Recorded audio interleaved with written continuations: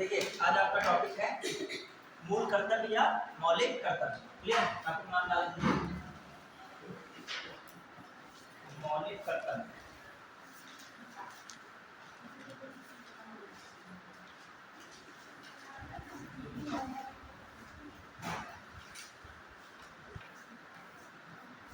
Fundamental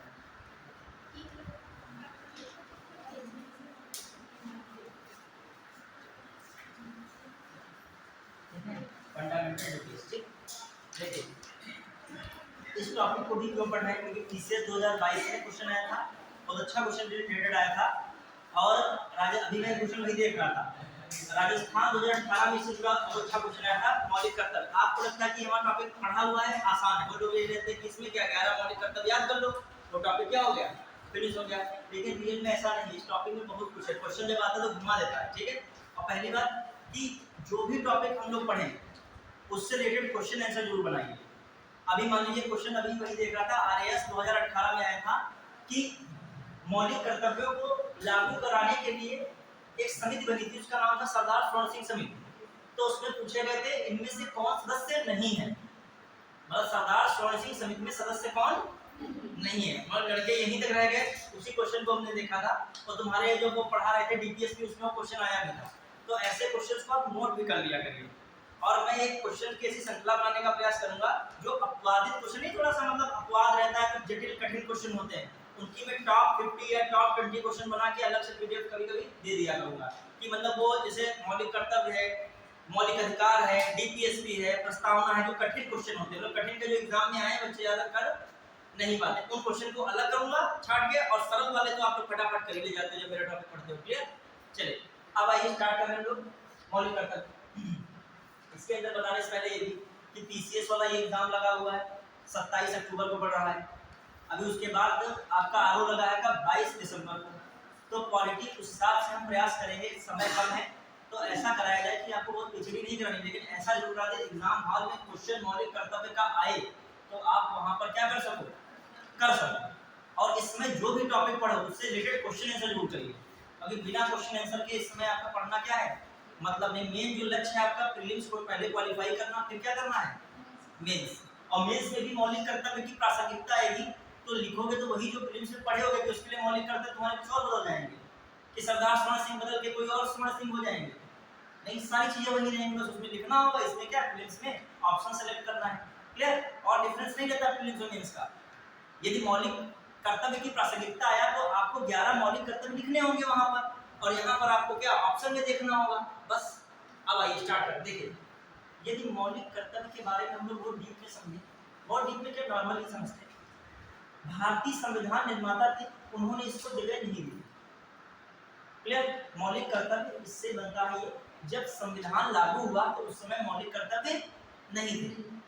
हालांकि कर्तव्य और अधिकार एक दूसरे से जुड़े हैं, लेकिन भारतीय संविधान निर्माताओं ने समझा कि भारतीय लोग अपने कर्तव्य तो स्वयं समझते ही होंगे, उनके लिए मौलिक कर्तव्य की कोई जरूरत नहीं है, लेकिन उनके अधिकारों की बात उन्होंने उसमें कही थी। लेकिन आगे चल के हुआ क्या, सोवियत संघ रूस, वहां पर मौलिक कर्तव्यों को अपनाया जा रहा था। सोवियत संघ रूस ही नहीं, जहां पर समाजवादी बात होगी वहां पर मौलिक कर्तव्यों को अपनाया जाता है। जहां पर समाजवादी कॉन्सेप्ट होगा वहां पर क्या अपनाया जाएगा, मौलिक कर्तव्य। तो रूस में कौन सा कॉन्सेप्ट चलता है, सोशलिज्म का, समाजवाद। मैंने प्रस्तावना में समाजवाद के बारे में पढ़ाया था, क्या होता है समाजवाद। तो रूस में समाजवाद अपनाया जाता है, इसीलिए वहां पर क्या अपनाया जा रहा था, मौलिक कर्तव्य। तो रूस के संविधान से भारतीय संविधान प्रभावित हुआ और उसने भी क्या जोड़ लिया, मौलिक कर्तव्य। क्लियर? दूसरी बात, अमेरिका है, कनाडा है, जर्मनी है, ऑस्ट्रेलिया है, फ्रांस है, इन देशों में मौलिक कर्तव्य का कोई भी प्रावधान नहीं। मतलब आ जाए भारत ने मौलिक कर्तव्यों को रूस के संविधान से अपनाया, पहली स्टेटमेंट दिखाओ, फिर अगला स्टेटमेंट दिखाओ। अमेरिका, ऑस्ट्रेलिया, फ्रांस जैसे देशों के संविधान में मौलिक कर्तव्य को जगह दी गई है, फिर लिखाओ केवल एक सही, केवल दो सही, एक और दोनों सही, ना तो एक सही ना तो दो सही। बताइए कौन सा ऑप्शन? क्यों? आप जान गए हो तभी है, वरना वो मौलिक कर्तव्य लगा कहते ये बात तो है, तो इसका मतलब अमेरिका से भारत ने ये अपनाया तो ये भी क्या किया होगा, अपनाया होगा। क्लियर? अब आइए बिल्कुल नॉर्मल समझिए, कर्तव्य आपके लिए क्या है, बेसिक पहले उस टॉपिक को मैं अभी पढ़ाई दूंगा, आप समझिए कर्तव्य क्या आपके, अब अधिकार क्या है। मैं कहता हूँ ना अधिकार और कर्तव्य एक दूसरे से क्या है, रिलेटेड है। लेकिन भारतीय संविधान में जो मूल संविधान था उसमें मौलिक अधिकार को जगह दी गई थी, मौलिक कर्तव्य को जगह नहीं दी गई थी, ये मैंने बात बताई। तो बताइए नॉर्मल चलिए, अधिकार जैसे आप स्टूडेंट लाइफ में आपके अधिकार है कि माता पिता आपको पढ़ाए, इस समय सपोज दैट आपके क्या है अधिकार है। आप लगातार जो है मेहनत कर रहे हैं, उसके लिए जो आपको पैसा जरूरत है, किताब लाना, पेन लाना, कोचिंग वगैरह जो भी जहाँ से आपको पैसे की जरूरत पड़ती है, माता पिता से आपका अधिकार है मांगने का। लेकिन यदि आप जॉब पा जाते हैं तो आपके फिर क्या बन जाते हैं, कर्तव्य। क्या कर्तव्य है, माता पिता को बुढ़ापे भूल जाना नहीं, उनको क्या रखना, ध्यान रखना। अब उनको आपके पैसे की जरूरत है कि उनकी हड्डियां कमजोर हो चुकी हैं, उनका पैसा बनना बंद हो चुका है, तो आप पैसा कमा लो ना, तो आप क्या करोगे, सपोर्ट। ये आपका वहां पर क्या है, कर्तव्य। उनका वो अधिकार बन जाएगा, उनका क्या बन गया है कि आप उनके बच्चे हैं, तभी आपसे नहीं मांगेंगे पैसे, तो किससे मांगेंगे। तो अभी उनके कर्तव्य है आपको पढ़ाना और आपके अधिकार है उनसे पैसा लेना, और बाद में क्या उल्टा जस्ट है, आपका कर्तव्य उनकी सेवा करना, उनका पूरा अधिकार है आपसे सेवा लेना। तो समझिए ऐसे ही यहाँ पे जब मूल संविधान बना तो संविधान निर्माताओं ने राज्यों के लिए तो कर्तव्य निर्धारित कर दिए। किसके निर्धारित किए, राज्यों के लिए। क्या निर्धारित किया, कोई भी प्लान बनाओगे उसमें लोगों को ध्यान में रखोगे, ये राज्य के लिए कर्तव्य बनाए गए। किसने बनाए गए थे राज्यों के कर्तव्य, डीपीएसपी के रूप में। राज्यों के कर्तव्य किसके रूप में, देखो वो तो मैंने परिवार की बात करी, हटा ली थोड़ा दिमाग से। अब मैं देश पे आ रहा हूँ। जब संविधान बना तो संविधान निर्माताओं ने राज्य मतलब सरकार के लिए कर्तव्य बनाए। राज्य का मतलब क्या, सरकार के लिए कर्तव्य बनाए, लेकिन नागरिकों के लिए कर्तव्य नहीं बनाए। जो सरकार के लिए कर्तव्य है मतलब राज्य के लिए कर्तव्य किसके रूप में है, डीपीएसपी के रूप में। जब मैंने पिछली बार पढ़ाया था यही लाइन आई थी समीक्षा अधिकारी 2023 में, उसमें लिखा था पहला स्टेटमेंट वाइज से क्या डीपीएसपी पढ़ा रहा था, उसमें आया था कि नीति निर्माण में डीपीएसपी सरकार के लिए कर्तव्य, इस तरीके की लाइन लिखी थी, सरकार या राज्य के लिए कर्तव्य। और जब मैंने पढ़ाया था अपने टॉपिक में तो ये कर्तव्य राज्य के कर्तव्य की वाली बात मैंने किसमें पढ़ाई थी, मौलिक कर्तव्य में। तो तुम वहां से आराम से स्टेटमेंट लगा सकते थे ठीक कि राज्य का कर्तव्य जो है किसको कहा जाता है, डीपीएसपी। लेकिन बच्चे उसमें घूमने लगे कि वो पढ़े थे नागरिकों के लिए तो मौलिक कर्तव्य होता है, राज्य के लिए कहाँ कोई कर्तव्य होता है। अभी उनको लिए क्या है, वो रटे हैं ना केवल, वो समझ रहे हैं नागरिकों के लिए मौलिक कर्तव्य, राज्य के लिए कर्तव्य डीपीएसपी का होता है। कर्तव्य अलग चीज है और डीपीएसपी अलग चीज। लेकिन नहीं, जो राज्य के कर्तव्य हैं किसको बताए गए हैं, बताया नहीं गया है कल्याणकारी राज्य की स्थापना करो, ठीक है, ये सब बताया नहीं गया। किसके लिए बताया गया, आपके लिए बताया, कल्याणकारी राज्य की स्थापना करो। कौन करेगा, राज्य सरकार करेगी, क्लियर। लेकिन नागरिकों के लिए कर्तव्य की बात, नागरिकों के लिए कर्तव्य जो देखा जाए मूल संविधान में नहीं। मूल संविधान हम देख रहे हैं, मूल संविधान की जो बात की जाए राज्य के लिए तो कर्तव्य थे लेकिन नागरिकों के लिए कर्तव्य की बात नहीं थी, ठीक है। अब जो हम लोग पढ़े बेसिक है, बिल्कुल समझ पाए नहीं इस बात को, क्योंकि स्टेटमेंट बहुत जरूरी है पीसीएस के लिए, क्योंकि वहां पर ये स्टेटमेंट आ जाता है कि राज्य के कर्तव्य के रूप में डीपीएसपी को संविधान में जगह दी गई। ये बात बिल्कुल क्या है, सही है, मूल संविधान में जगह दी गई पहली लाइन। फिर लिखा हो नागरिकों के कर्तव्य के रूप में भारतीय संविधान में मूल संविधान में जगह मिली थी। ये बात बिल्कुल क्या है, गलत। समझ पाए, कुछ समझ रहे हो कि नहीं। देखो एक चीज और समझिए, बहुत ज्यादा सरल पढ़ाने का मतलब नहीं है, मतलब क्योंकि आप सोचोगे कि वो डायरेक्ट पूछेगा ये भाग 4 का ए में क्या दिया है, डीपीएसपी या का मौलिक कर्तव्य दिया है, ऐसे क्या पूछेगा। तो एसएससी में नहीं पूछ रहा है, यूपी कांस्टेबल में भी वो नहीं पूछ रहा है डायरेक्ट, एक आध क्वेश्चन डायरेक्ट आते, वरना अच्छे अच्छे क्वेश्चंस पूछ रहा है। तो आपका यूपीएसआई और इसमें समीक्षा अधिकारी कैसे आशा कर सकते, बहुत सरल आएगा। अब आइए देखिए, अब हम लोग बेसिक चल रहे हैं, क्या होता क्या है, मौलिक कर्तव्य की जरूरत क्यों पड़ी, एकदम ऐसा क्या अचानक हुआ। घर में भी अचानक आपको कर्तव्य कब बताए जाते हैं, जब आप अनुशासनहीनता करते हो तब बताए जाते हैं तुम्हारा कर्तव्य है, तुम्हें करना चाहिए तुम्हें। तब तक मम्मी पापा को नहीं बताते हैं जब तक समझते हैं बच्चा समझदार है, जब तुम नहीं काम कर तब तुमको समझाया जाएगा तुम्हारे तो कर्तव्य है ये देना, घर का खर्चा चलाना, तुम्हारी नौकरी लग गई क्या है कर्तव्य है, बहन की शादी करने में पैसा का योगदान देना तुम्हारा क्या है कर्तव्य है। ये बाद में बताया जाएगा जब नहीं समझोगे। तो वही हालत भारत में भी है। 1975 में क्या हुआ, राष्ट्रीय आपातकाल लागू हुआ था। क्या लागू हुआ था, राष्ट्रीय आपातकाल। तो उस समय बहुत सारा अफरा तफरी मची थी, कहीं गाड़ी जलाई जा रही, कहीं कुछ हो रहा झगड़ा। तो उस समय जरूरत पड़ी कि नागरिकों को क्या बताया जाए, उनके कर्तव्य बताए जाए। तो कांग्रेस सरकार थी, तो कांग्रेस सरकार ने सरदार स्वर्ण सिंह की अध्यक्षता में एक समिति का गठन किया और उसने कहा कि मौलिक कर्तव्यों को पहचानिए और इसकी संस्कृति मुझे दीजिए और मैं क्या करूंगा, इस पर कानून बनाकर संविधान में मौलिक कर्तव्यों को क्या कर दूंगा, जोड़ दूंगा। ये कौन सरकार कह रही है, कांग्रेस सरकार। तो इसका मतलब जो देखा जाए सरदार स्वर्ण सिंह समिति 1975-76 में बन रही। कब बन रही, मतलब जो उसका प्रोसेस है 1975-76 का। समझ पाए कि किसकी सरकार थी, कांग्रेस।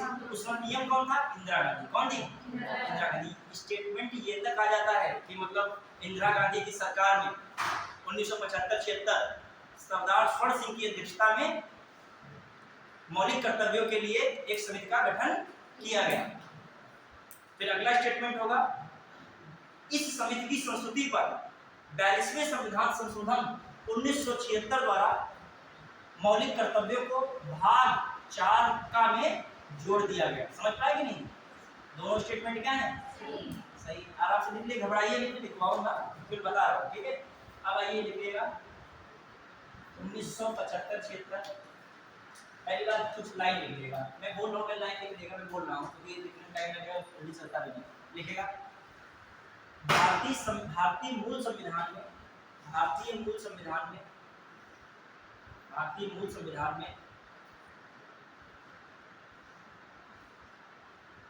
राज्य के लिए कर्तव्य, भारतीय मूल संविधान में राज्य के लिए कर्तव्य डीपीएसपी के रूप में डीपीएसपी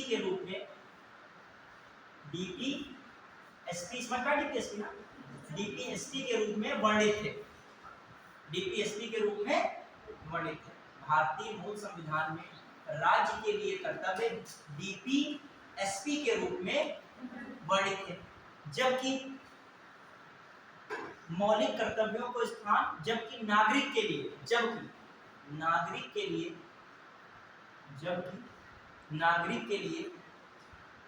मौलिक कर्तव्यों को स्थान नहीं मिला था। जबकि नागरिकों के लिए मौलिक कर्तव्य को स्थान नहीं मिला था। फिर एक नीचे लिखेगा, हालांकि अधिकार और कर्तव्य दोनों एक दूसरे से संबंधित हैं। हालांकि अधिकार और कर्तव्य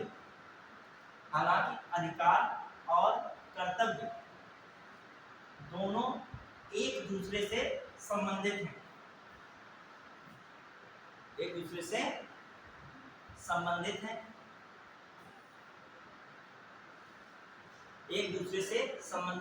संविधान निर्माताओं ने, नई पैराग्राफ में लिखेगा, नई लाइन में संविधान निर्माताओं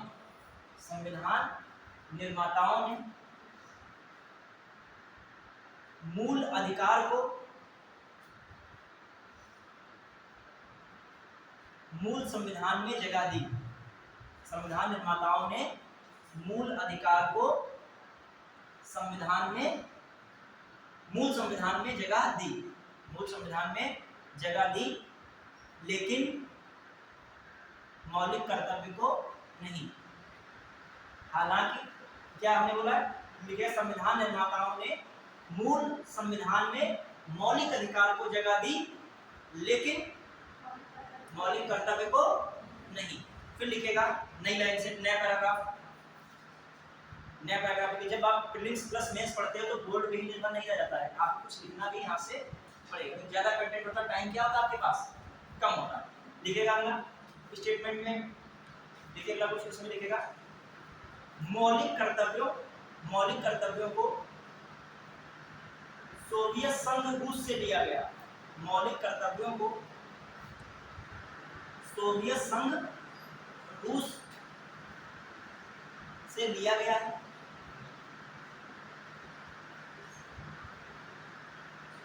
सोवियत संघ रूस से लिया गया। या मौलिक कर्तव्य का विचार है, मौलिक कर्तव्य का विचार सोवियत संघ रूस से लिया गया। अमेरिका लिखेगा नीचे, अमेरिका से नीचे अमेरिका, फ्रांस, जर्मनी, अमेरिका, जल्दी थोड़ा सा लिखिए बच्चों, America, France, Germany, Canada, Australia देशों में संभवतः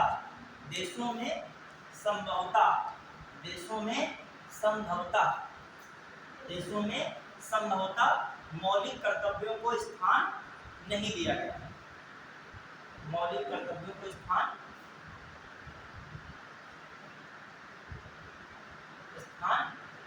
नहीं दिया गया। ठीक है, जापान के संविधान में वैसे मौलिक कर्तव्य है। ठीक है, फिर आ जाइए, अब लिखिए, ये सब आपने लिख लिया ना, बेसिक चीजें थी। अब आइएगा, लिखिए राष्ट्रीय आपातकाल के दौरान राष्ट्रीय आपातकाल के दौरान राष्ट्रीय आपातकाल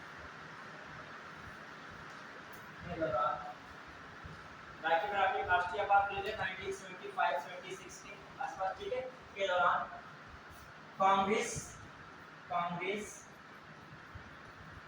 सरकार ने सरदार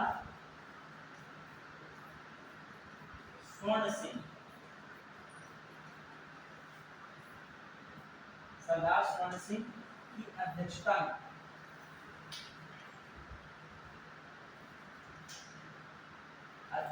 में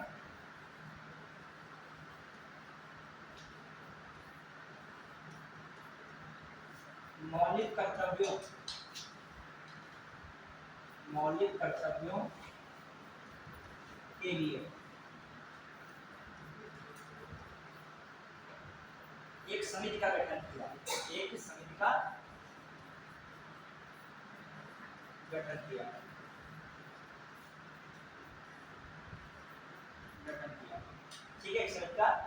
किया। ठीक, फिर क्या हो रहा है, इस समिति की संस्कृति पर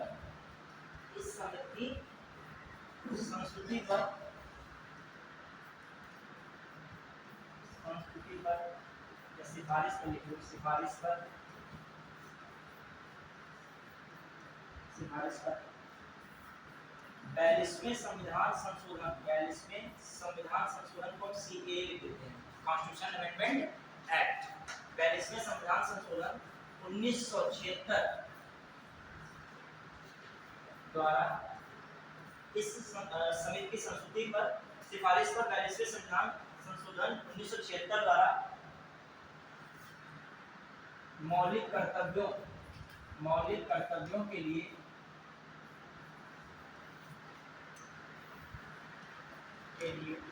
भाग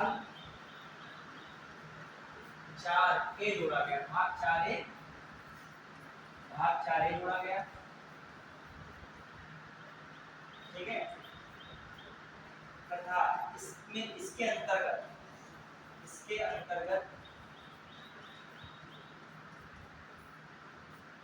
अंतर्गत आर्टिकल या अनुच्छेद 51A को जोड़ा गया,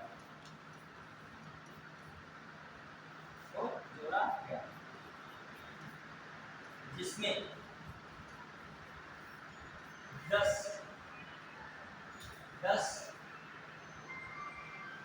मूल कर्तव्यों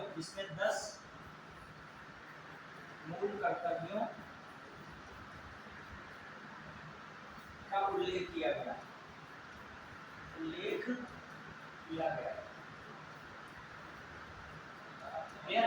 10 मूल कर्तव्यों का तो ये तो आपकी पूरी बात हो गई। अब एक और लाइन नीचे लिखेगा, छूट तो रहेगा किसी का, ठीक है ना, लिखिए सरदार स्वर्ण सिंह समिति, सरदार स्वर्ण सिंह समिति ने 8 मौलिक कर्तव्यों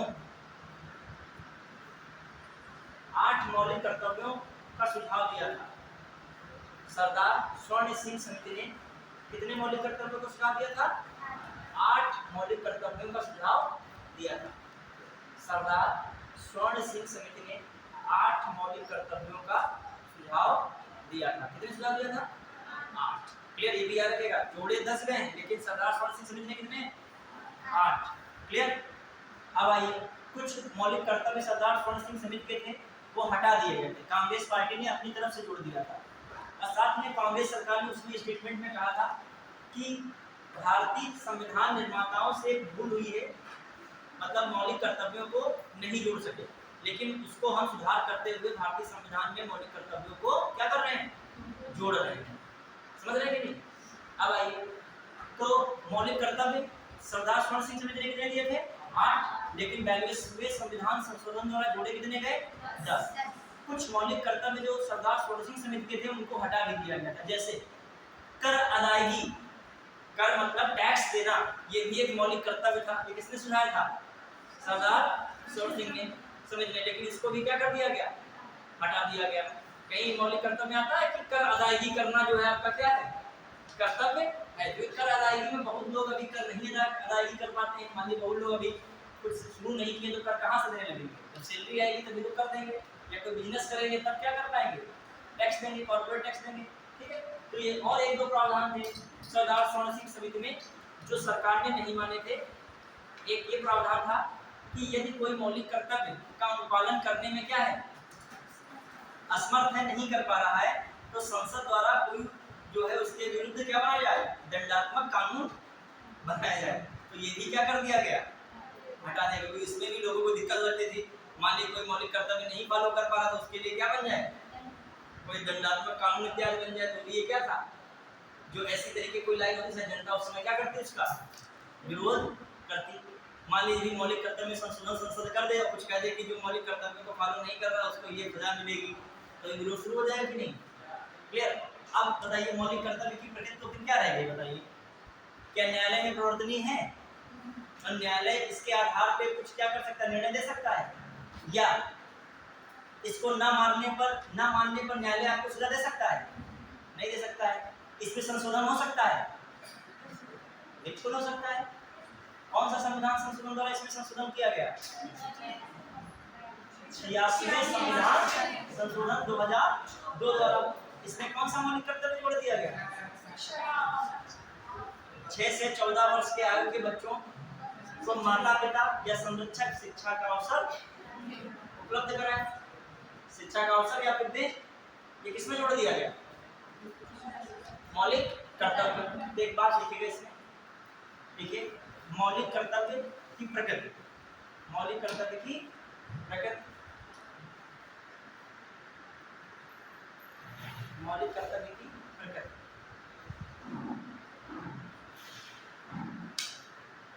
क्या है? न्यायालय में प्रवर्तनीय, एक पहला पॉइंट लिखिए, न्यायालय में प्रवर्तनीय नहीं है। न्यायालय में प्रवर्तनीय नहीं है। मौलिक कर्तव्य की प्रकृति में न्यायालय में प्रवर्तनीय नहीं है। और दूसरा स्टेटमेंट लिखिएगा, दूसरा स्टेटमेंट, इसमें संशोधन हो सकता है। इसमें संशोधन हो सकता है। इसमें संशोधन क्या है? हो सकता है। इसमें संशोधन हो सकता है। क्लियर? एक चीज याद, यूपी पीसीएस जो है अदर जितने आसपास के राज्यों में पीसीएस होते हैं टफ है सबसे, ये मान चलेगा।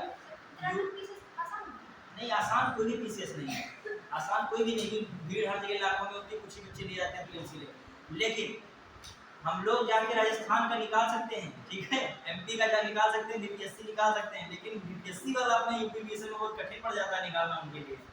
अभी जो वहाँ पे चीजें आती है डायरेक्ट आती है, क्या आती है? डायरेक्ट पूछ जाती है। लेकिन यूपी पीसीएस ने फॉलो किसको कर लिया है? यूपीएससी को फॉलो कर लिया। किसको फॉलो किया है? और जैसे यूपीएससी में स्टेटमेंट आते हैं वैसे किसमें स्टेटमेंट आते हैं? आपके समीक्षा अधिकारी इसका साक्षात प्रमाण है। बहुत कम क्वेश्चन होंगे सीधे आते होंगे, वरना केवल दो सेंटेंस वाले थे, या फिर मैच दी कॉलम थे, या फिर व्याख्या करता है व्याख्या नहीं करता है, इनसे भरे पड़े हैं। और बीपीएससी का देख लो, कोई मैटर नहीं, व्याख्या करता करता कुछ देता ही नहीं ना, दो ऑप्शन जल्दी देता है, फटाफट बताओ 4 में कौन है, 5 में ई ऑप्शन देता है। उत्तराखंड में भी 4 ऑप्शन देगा, बताओ इनमें से कौन है, एक ऑप्शन टिक करो, मतलब बवाल नहीं होगा। और वो अपने थीसिस में ये बहुत है कहानी, समझ रहे कि स्टेटमेंट वाली। मान लीजिए कोई राजस्थान थीसिस में डाले, आराम है उसको, बस एक काम एक्स्ट्रा करना पड़ेगा, उसको राजस्थान का पढ़ना पड़ेगा बस। जब वो यूपी में इतना पढ़ता है तो राजस्थान में 20 दिन में नहीं पढ़ पाएगा। राजस्थान का पढ़ रहा क्या है, वहां पे प्रशासनिक सेवाएं करो, जबकि जैसलमेर बैठ के जयपुर में पता चला एक कोई यहाँ का टीम जयपुर में है, कोई पीसीएस में उत्तर प्रदेश में संभाल लेंगे, कोई हरिद्वार में चल रहा है अधिकारी बना है, कोई एमपी में भोपाल में कुछ है। तो अब देखिए अभी बीपीएससी का भी फॉर्म आ रहा है, चाहना तो तुम डाल सकते हो, ठीक है। उसमें शायद 1500 से ऊपर पद आ रहे हैं, चुनाव है ना बिहार में, तो इस चक्कर में बहुत सारी वैकेंसी वहाँ इसमें आ रही है, बिहार पब्लिक सर्विस कमीशन में। इसका तो इससे भी आसान है, इसके यूपी से तो बहुत आसान है इसका, क्योंकि यूपी में मेंस होते हैं 8 पेपर, इसमें मेंस इतना नहीं है। इसमें अपने वहाँ निबंध के नंबर होते हैं, यहाँ पर निबंध जुड़ता है, क्वालिफाइंग नेचर है, बस क्वालिफाई कर लो। बताऊंगा कभी टाइम मिलेगा इसका मेंस का बताऊंगा। यूपी से मेंस इसका बहुत अलग, बस एक्स्ट्रा एक रहेगा, बिहार को क्या पढ़ना पड़ेगा, अलग से पढ़ना पड़ेगा। तो मान लीजिए जो बच्चा इतना पढ़ सकता है, मोटी किताबें पढ़ सकता है, संविधान पढ़ सकता है, तो 10 दिन क्या बिहार को नहीं पढ़ सकता है कायदे से। चलिए, हमारा एक मित्र है, वो झारखंड में एसडीएम बन गए, यहाँ कर रहे थे, वो झारखंड जेपीएससी निकला, वहां पर एसडीएम बन गए। आप कह रहे हैं वहां मतलब बात एक दिन हुई तो कह रहे कुछ समझ में नहीं आ रहा, यहाँ का मतलब कल्चर बिल्कुल अलग है, लेकिन पावर तो एसडीएम की ही रहेगी। मतलब तहसील आपको मिलेगी तो तहसील पे जितने का सिस्टम है वो आपको देखना है, क्या विकास करना क्या नहीं करना। कहीं भी रहो, लेकिन रहोगे तो क्या बन के, अधिकारी बन के, कॉन्स्टिट्यूशन पावर मिली है आपको, प्रशासक है आप देखोगे वहाँ, ठीक है। अब सिपाही बन के जाओगे बिहार में तो अलग मामला है, और तुम डिप्टी एसपी वहाँ होंगे तो मामला क्या है, अलग है, ठीक है। आइए वहाँ की पुलिस वालों को संभाल लो, यहाँ के वो डिप्टी एसपी बन के कहाँ कंट्रोल कर रहे हो आप। ये देखो सरकारी नौकरी अपने आप में जॉब होती है, बेइज्जती कोई नहीं, सब अच्छी जॉब है। हाँ आइए, कहाँ पे हम लोग हैं, अब आइए मौलिक कर्तव्य। अब देखिएगा 11 मौलिक कर्तव्य आपको लिखने, पहले एक और लाइन लिखिएगा, 86वें संविधान संशोधन द्वारा लिखिए प्रकार से, 86वें संविधान संशोधन 2002 द्वारा 86वें संविधान संशोधन 2002 द्वारा 11वें मौलिक कर्तव्य को जोड़ दिया। कौन से मौलिक कर्तव्य जोड़ा गया, 11वें मौलिक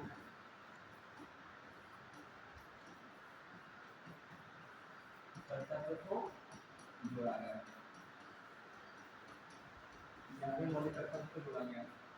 फिर कौन सा है 11वां, जो है 6 से 14 वर्ष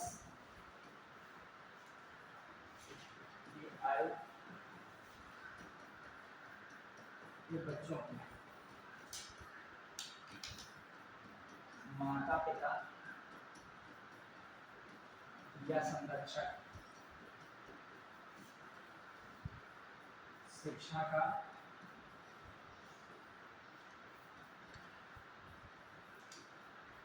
अवसर प्रदान करें, शिक्षा का अवसर प्रदान करें, ठीक है, शिक्षा का अवसर प्रदान करें। चलिए अब आइए, आपका एक लक्ष्य है कि 11 के 11 मौलिक कर्तव्य क्या करने हैं हमको, कंप्लीट करने हैं। 11 के 11 मौलिक कर्तव्यों को अच्छे से लिखना है, बने। अच्छा एक और क्वेश्चन लिख लेगा, जहां सरदार स्वर्ण सिंह समिति लिखे हैं वहां ब्रैकेट में लिखेगा एसएस रे, स्टीफन और अंतुले, क्योंकि ये सदस्य के रूप में, ठीक है। क्वेश्चन आया है, देखिए यहाँ पर सरदार स्वर्ण सिंह समिति लिखी थी, हाँ यहाँ सरदार आई था ना, सरदार स्वर्ण सिंह समिति, वहां ब्रैकेट में लिखिएगा एसएस रे वर्ड याद रखिएगा, ठीक है। और एक है अंतुले वर्ड याद रखिएगा, कौन है, नाम बड़ा है लेकिन आप काम चलने वाली इतनी चीजें ना पढ़ लो कि वहां याद है क्या कुछ है, थोड़ा बहुत शॉर्टकट जानते हो कि आए तो कर ले जाओ बस। और एक कौन नाम याद रखिएगा, स्टीफन, कौन रखोगे, स्टीफन, ये ब्रैकेट लिखेगा, मतलब अन्य सदस्य के रूप में थे, ठीक है, मतलब इनके नाम आए हैं। क्वेश्चन जो राजस्थान पीसीएस है आरएएस 2018 का क्वेश्चन आया था, तो उसमें से 3 ही ऑप्शन थे, उनको टिक कर देते, चौथा वाला छोड़ देते। मतलब वैसा था 1 2 3 4 या ए बी सी डी, तो ए बी डी कर देते, सी वाला छोड़ देते। हमको ऑप्शन तो याद है इसका, शायद जोशी करके नाम था, जोशी वो वाले नहीं थे, 3 लोग ये थे, ठीक है। बढ़िया है, इतना क्वेश्चंस लगाओ कि क्वेश्चन ही याद हो जाए, कि तुमको याद हो कि ये आया। हमें जो पिछली बार पीसीएस में बहुत सारी ऐसी लाइन थी कुछ याद, ये लड़के कहते कथन व्याख्या करता है कर नहीं करता है, हमें ये करता है ना करता है जरूरत नहीं पड़ रही थी, हमें याद इसका ऑप्शन ये डी है, व्याख्या करता नहीं है, ठीक है। और बच्चे दिमाग लगा रहे हैं वहां पे, हम कह रहे जीत हार कर लो बाद में, चलिए होता है, जो हमको पता है कि यही माना ही गया है, इसको हम दिमाग लगा ही नहीं रहे, नहीं समझे। यदि मान लीजिए आपको पक्का यही क्वेश्चन पढ़े और आ जाए तो आप क्या उसमें दिमाग लगाओगे, बस एक बार पढ़ोगे कायदे से कि गड़बड़ तो नहीं हो रहा है, श्योर है। चलिए आगे, अब वो मैं प्रयास कर रहा हूँ जितने भी कठिन क्वेश्चंस बनते हैं व्याख्या करता है करता नहीं है वाले, ये जो भी कठिन प्रश्न बनते हैं उनकी मैं एक अलग से श्रृंखला बना रहा हूँ क्वालिटी का, और जब बढ़िया बन जाएगी तो मैं आपके ग्रुप पर क्या कर दूंगा, भेज दूंगा। क्योंकि कंफ्यूज और कठिन क्वेश्चन जरूर मैं भेज दूंगा, कि जिसमें वो वही समझ सकता है जो पीसीएस से गुजर रहा होगा, वो क्वेश्चन वही समझ सकता है, वो मैं भेजूंगा आपको अलग से। क्योंकि जब मैं भी करता हूँ ना तो उन क्वेश्चन पे थोड़ा डूब देता हूँ, थोड़ा सोच समझ के करता हूँ मैं, तो वैसे मैं क्वेश्चन छांट रहा हूँ। मैंने आपके कितने क्वेश्चन कहाँ तक छांट लिए, एक आपका प्रस्तावना कवर कर लिया है, एक उसके लिए मैं जो कठिन क्वेश्चन है वो अलग में रख लिए हैं, एक मैंने उसके बाद जो पढ़ाया तुम्हारे मुझसे साथ चल रहे हैं, एक मैंने उसको नागरिकता में जो कंफ्यूजन वाले वो भी निकाल दिए हैं, एक मैंने डीपीएससी में कंफ्यूजन वो भी निकाले हैं, एक मौलिक कर्तव्य में कंफ्यूजन वो भी निकाल लिए हैं, एक जो आपका वो पड़ता है ये पूरा जो है संविधान के बारे में विशेषता इत्यादि के बारे में इसमें निकाल लिए, वो सब मैं कंपाइल करके 50-60 क्वेश्चन होंगे मैं भेज दूंगा आपको पीडीएफ बना के, ठीक है। उसको अलग रखिएगा, वो मतलब वैसे क्वेश्चन है ये स्टीफन वाले पता इस सरदार स्वर्ण सिंह समिति में कौन सदस्य नहीं है, इस टाइप के क्वेश्चन, ठीक। फिर आइए, अब आपको लिखना है मौलिक कर्तव्य 1 से कहां तक 11, क्लियर। चलिए अब स्टार्ट करते हैं। हाँ, अब आपको 1 से 11 तक मौलिक कर्तव्य लिखना भी है, और साथ साथ क्या करना है, बाद में मैं पूछूंगा 7वां कौन है, 11वां कौन है, 5वां कौन है, कि छत्तीसगढ़ पीसीएस में आया था तो ऐसे पूछा था 5वां कौन सा मौलिक कर्तव्य, समझ रहे हो कि नहीं, आया था 8वां मौलिक कर्तव्य कौन सा है, 9वां कौन सा है, समझ रहे हो कि नहीं। जो संविधान मूल नहीं, जो संविधान में जोड़ा गया है मौलिक कर्तव्य, तो उसमें जो नंबर पे जो है उसको उसी नंबर पर रखना होगा। लिखिए, अब मैं लिख नहीं रहा हूँ, आप बोल दो लिख लोगे ना, ठीक है। और हर सरकारी पुस्तक में लिखा हुआ, मैं आपको भी मूल सरकारी पुस्तक का फोटो भेजूंगा खींच के, तुम लोग तो नहीं ढूंढ पाओगे सरकारी परीक्षा 5 किताबें पता नहीं कहाँ फेंकी हो 6 की, तो मैंने एक सरकारी पुस्तक देखी थी, उसमें एनसीईआरटी की खोजी थी, उसमें वो मूल प्रति में भेज दूंगा उसकी, जो वहीं वो काका गगा अंगा में लिखा है, हम इंग्लिश में बोले 1 2 3 4। हाँ लिखिएगा, पहला क्या है, सबसे पहला मौलिक कर्तव्य लिख लेगा, निम्नलिखित 11 मौलिक कर्तव्य, निम्नलिखित 11 मौलिक कर्तव्य डैश लगाइए, निम्नलिखित 11 मौलिक कर्तव्य डैश। अच्छा देखिए, मौलिक कर्तव्य भी दिखा रहे 11, एक बात समझिएगा, मौलिक कर्तव्य क्या है, ये स्टेटमेंट बताइएगा, आपको बता पाते हो नहीं, देखते हैं। नागरिकों के लिए मौलिक कर्तव्य एक दिशा निर्देश के रूप में है, पहला स्टेटमेंट, ठीक है। दूसरा स्टेटमेंट, लोकतांत्रिक मूल्यों, समरसता, बंधुत्व, देश की अखंडता एवं रक्षा के लिए मौलिक कर्तव्य का विशेष महत्व है, स्टेटमेंट 2। फिर मैं बोल रहा हूं, केवल एक सही, केवल दो सही, एक और दोनों सही, ना तो एक सही ना तो दो सही। देखो आपके अंदर ये चीजें डेवलप मैं करना चाह रहा हूँ, क्योंकि ये किताबों से रट के नहीं आएगी, गूगल पे सर्च करके नहीं आएंगे, ये अंडरस्टैंडिंग धीरे धीरे डेवलप होगी। वही तो डिफरेंस रह जाएगा पीसीएस में, आप 4-10 लाख में 4000 में आते हो कि नहीं आते हो, एक बच्चे ने ये रट लिया पूरा, वहाँ नहीं कर पाएगा, बता रहा हूँ ना, यूट्यूब पीसीएस बहुत खतरनाक बनता जा रहा है, तो उसका आपको डेप्थ में जाना पड़ेगा। मैंने पहला स्टेटमेंट क्या कहा है, मौलिक कर्तव्य नागरिकों के लिए दिशा निर्देश के रूप में है, एक दिशा निर्देश नहीं है हिसाब से देखा जाए, मतलब एक दिशा तो दे ही रहा है कि आपको भारतीय संविधान का पालन करना चाहिए, उसके आदर्शों, संस्थानों और राष्ट्रीय ध्वज, राष्ट्रगान का सम्मान करना चाहिए, ये दिशा नहीं दे रहा है, निर्देश दे रहा है, दिशा निर्देश बाध्यकारी नहीं लेकिन दे तो रहा है आपको, एक डायरेक्शन, मतलब बता रहा है, दिशा दे रहा है, तो ये बात क्या है, सही है। फिर मैंने कहा लोकतांत्रिक मूल्यों, देश की रक्षा करना, समरसता बंधुत्व के भाव को बढ़ाने के लिए मौलिक कर्तव्य महत्वपूर्ण है कि नहीं? बिल्कुल है। क्योंकि भी मौलिक कर्तव्य पढ़ोगे तो उसमें आएगा कि नहीं आएगा, जो 5वां मौलिक कर्तव्य समरसता की भावना को बढ़ाएं। ठीक है, लोकतांत्रिक मूल्य की बातें आएंगी कि नहीं आएंगी? बंधुत्व की बात आ रही है, लोकतांत्रिक मूल्य तो है सब। क्लियर? तो ये सब बातें आ रही, तो ये भी बात क्या है, बिल्कुल देश की रक्षा की बात आएगी मौलिक कर्तव्य में आएगी। तो दोनों स्टेटमेंट क्या है? सही। अभी 11 पहले लिख लो, अभी ये और अच्छे से बदलते क्वेश्चन पहले लिख लीजिए, फिर मैं क्वेश्चन रूटीन बना के पूछ रहा हूं, बताइएगा। ठीक है, लिखिएगा। पहला जो मौलिक कर्तव्य क्या है, क्या बताइए आप लोग, याद है ना? बताइए। इंटरव्यू देने गए तो उसने कहा भारतीय संविधान पढ़े, तो कहा यस सर संविधान तो सर तो बहुत आता है। तो उसने पहले का मौलिक कर्तव्य पढ़े, तो कहा हाँ जी सर, तो बताइए पहला मौलिक कर्तव्य क्या है?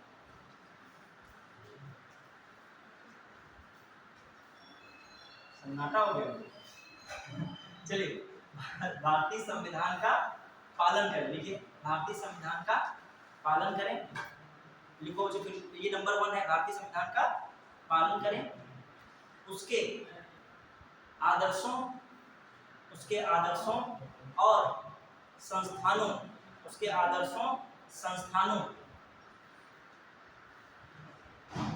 कॉमा राष्ट्रीय ध्वज, कॉमा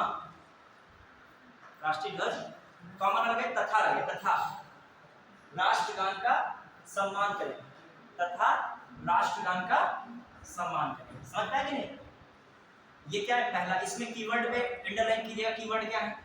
पहला भारतीय संविधान, पहला कीवर्ड पे अंडरलाइन करने का डाला करिए, कीवर्ड याद रखिए क्या है? भारतीय संविधान। अगला कीवर्ड क्या है? उसके आदर्श और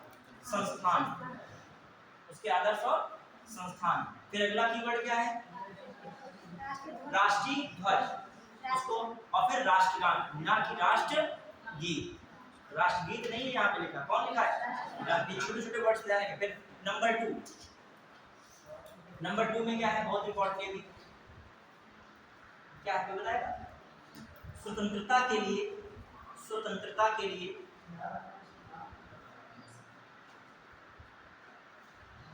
राष्ट्रीय आंदोलनों को प्रेरित करने वाले, स्वतंत्रता के लिए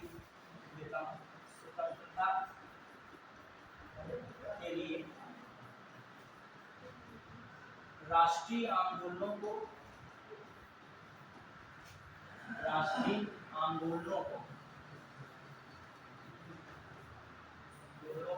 प्रेरित करने वाले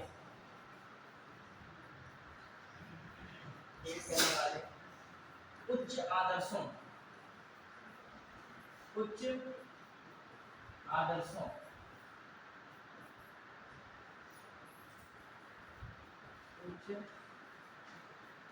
आदर्शों को हृदय में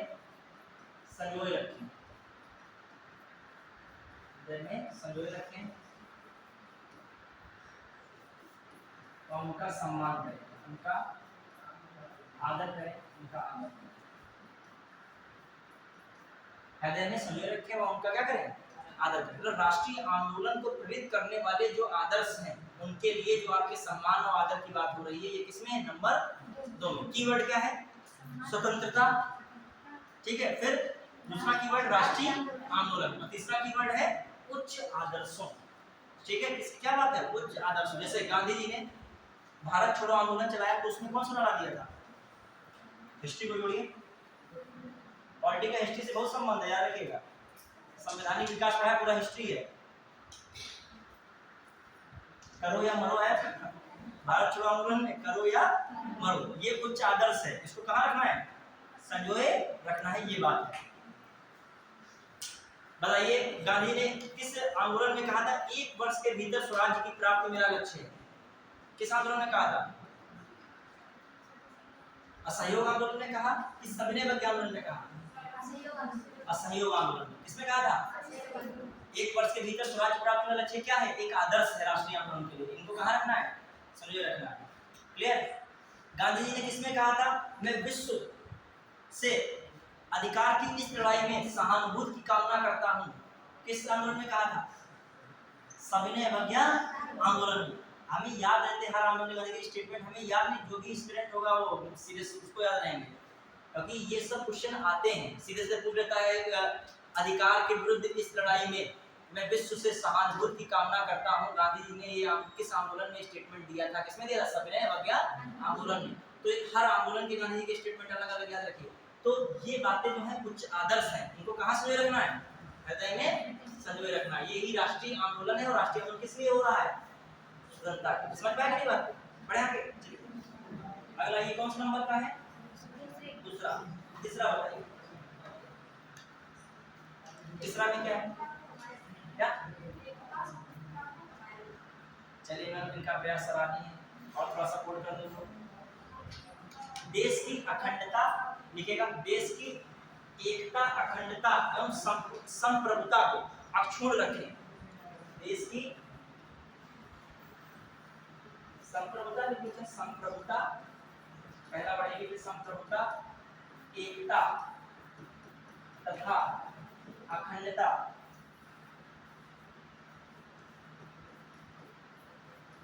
को अक्षुण्ण रखें, अक्षुण्ण रखें या बनाए रखें। देश की संप्रभुता, एकता और अखंडता की रक्षा करें या इसको बनाए रखें। वर्ड कीवर्ड क्या है? संप्रभुता। कीवर्ड क्या है? एकता। कीवर्ड क्या है? अखंडता। मैंने एक वर्ड बोला था कि नहीं, ये स्टेटमेंट दूसरा मैं बोल रहा था क्वेश्चन बना के। क्या बोला था? देश की अखंडता। अखंडता वर्ड आया था, किसमें आया है? कौन से नंबर में? तीसरे में आया। ठीक है, ये कौन सा नंबर था? तीसरा। चौथा, चौथा बहुत इंपॉर्टेंट चौथा, ध्यान दीजिएगा। चौथा क्या था? देश की रक्षा करें। ठीक है, देश की रक्षा करें। हाँ, चौथा नंबर। ये मैं इसलिए बता रहा हूँ कि मेंस में भी आता है मौलिक कर्तव्य। जो मेंस में आएगा तो कैसे लिखोगे 11 जब पता ही नहीं होगा। ठीक है, और प्रीलिम्स में भी कंफ्यूज हो जाओगे, बिल्कुल याद नहीं होगा। देश की रक्षा करें एवं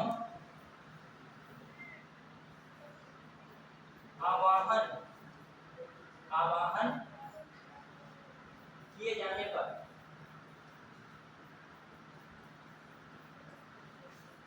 देश की सेवा करें। देश की सेवा करें। देश की सेवा करें। क्वेश्चन है देश की सेवा करें, इस तरीके का स्टेटमेंट कौन से नंबर के मौलिक कर्तव्य में दिया है? 4। क्लियर? देश की सेवा करें। क्लियर? फिर ये कौन सा नंबर है? 4। मतलब देश की रक्षा तो करना ही करना है, लेकिन जब कभी जरूरत पड़ेगा, कोरोना महामारी आई थी, तो आपको ये बुलाया जा रहा है कि सेवा करने के लिए, तो आप मना नहीं करिएगा। ये आपका ये क्या है? कर्तव्य उस समय है। जैसे कभी क्या होता है, मान लीजिए कोई लड़ाई आक्रमण हुआ तो डॉक्टर की जरूरत पड़ गई, सैनिकों का उपचार करें, तो यहाँ सीतापुर मान लीजिए कोई डॉक्टर है या कोई फार्मासिस्ट है, उनको भी कहाँ क्या रहता है? बॉर्डर पे जाओ, रवाना हो ट्रक में लग के सब लोग, क्योंकि वहाँ पर तुम्हारी क्या है? जरूरत है। तो देश की क्या करें? वहाँ पे सेवा करें। क्लियर? फिर आ जाइए। अब मान लीजिए सपोज दैट, चलो आपके नागरिकीय मौलिक कर्तव्य यहाँ पर है। मान लीजिए आप सरकारी विभाग में हैं और नया तहसीलदार के पोस्ट पर हैं, तो आपको तहसील संबंधी कार्य बहुत सारे करने होते हैं। और मान लीजिए कहीं से लकड़बग्घा आ गया है उस गांव में और लेडीज को घायल कर रहा है या जेंट्स को भी घायल कर रहा है। अब आपकी ड्यूटी लगाई जा रही है वहां पर, तो ये नहीं कहोगे कि हम नया तहसीलदार लिखा पढ़ी करने के लिए थे कि हमें रात्रि में इनको विशेष लकड़बग्घों को ध्यान में रखने के लिए ड्यूटी लगाई जा रही है, और कहा 10 लेखपाल आपके साथ रहेंगे। ठीक है, और लेखपाल ये बता कि एक लेटर जारी हो गया, उसमें साइन है नीचे सचिव वगैरह का। आप क्या मना करोगे? क्या नहीं कर सकते, क्योंकि आप कौन सी सेवा में जा रहे हो? लोक सेवा। कौन सेवा है ये? इसमें जनता की सेवा निहित है, कि लकड़बग्घा महिलाओं और वहाँ के बच्चों को क्या कर रहा है? ध्यान कर रहा है। तो वन विभाग के साथ आपका सपोर्ट क्या है? जरूरी है। समझ रहे? ये अभी मैंने हाल ही में लेटर देखा था, उस लेटर में लकड़बग्घा, तो वो जो नया तहसीलदार था वो हंस रहा था, मतलब जुड़ा हमसे, तो कह रहा था क्या क्या हमें करना पड़ेगा, ये जो है हम निर्धारित नहीं कर पा रहे हैं। ठीक है, तो और सबसे मस्त कह रहा था कि लेखपाल जो हमको 10 दिए गए हैं, अब उनको हम किस तरीके से हैंडल करेंगे। लेखपाल को गाड़ी भरने डर रहे रात में, और लिखा है रात्रि में हम जो है ध्यान में रखते हुए, रात्रि में मतलब टार्च वार्च लेके देखते देखते रहो इधर उधर वन विभाग की टीम के साथ। ठीक है, चलिए आइए 5वां नंबर। हाँ देखिए ना, 5वें नंबर में क्या है? बहुत इंपॉर्टेंट। अब 5वें में बहुत इंपॉर्टेंट क्या आ सकता है? बहुत फेमस है वर्ड, बताइए। हाँ सही है। देश में सभी लोगों के बीच समरसता व बंधुत्व की भावना का निर्माण करें। लिखिएगा, देश में सभी लोगों के बीच, देश में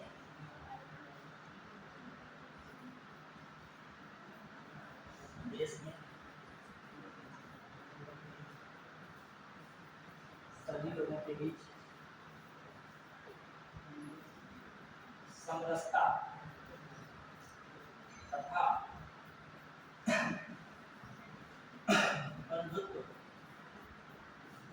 का निर्माण करें।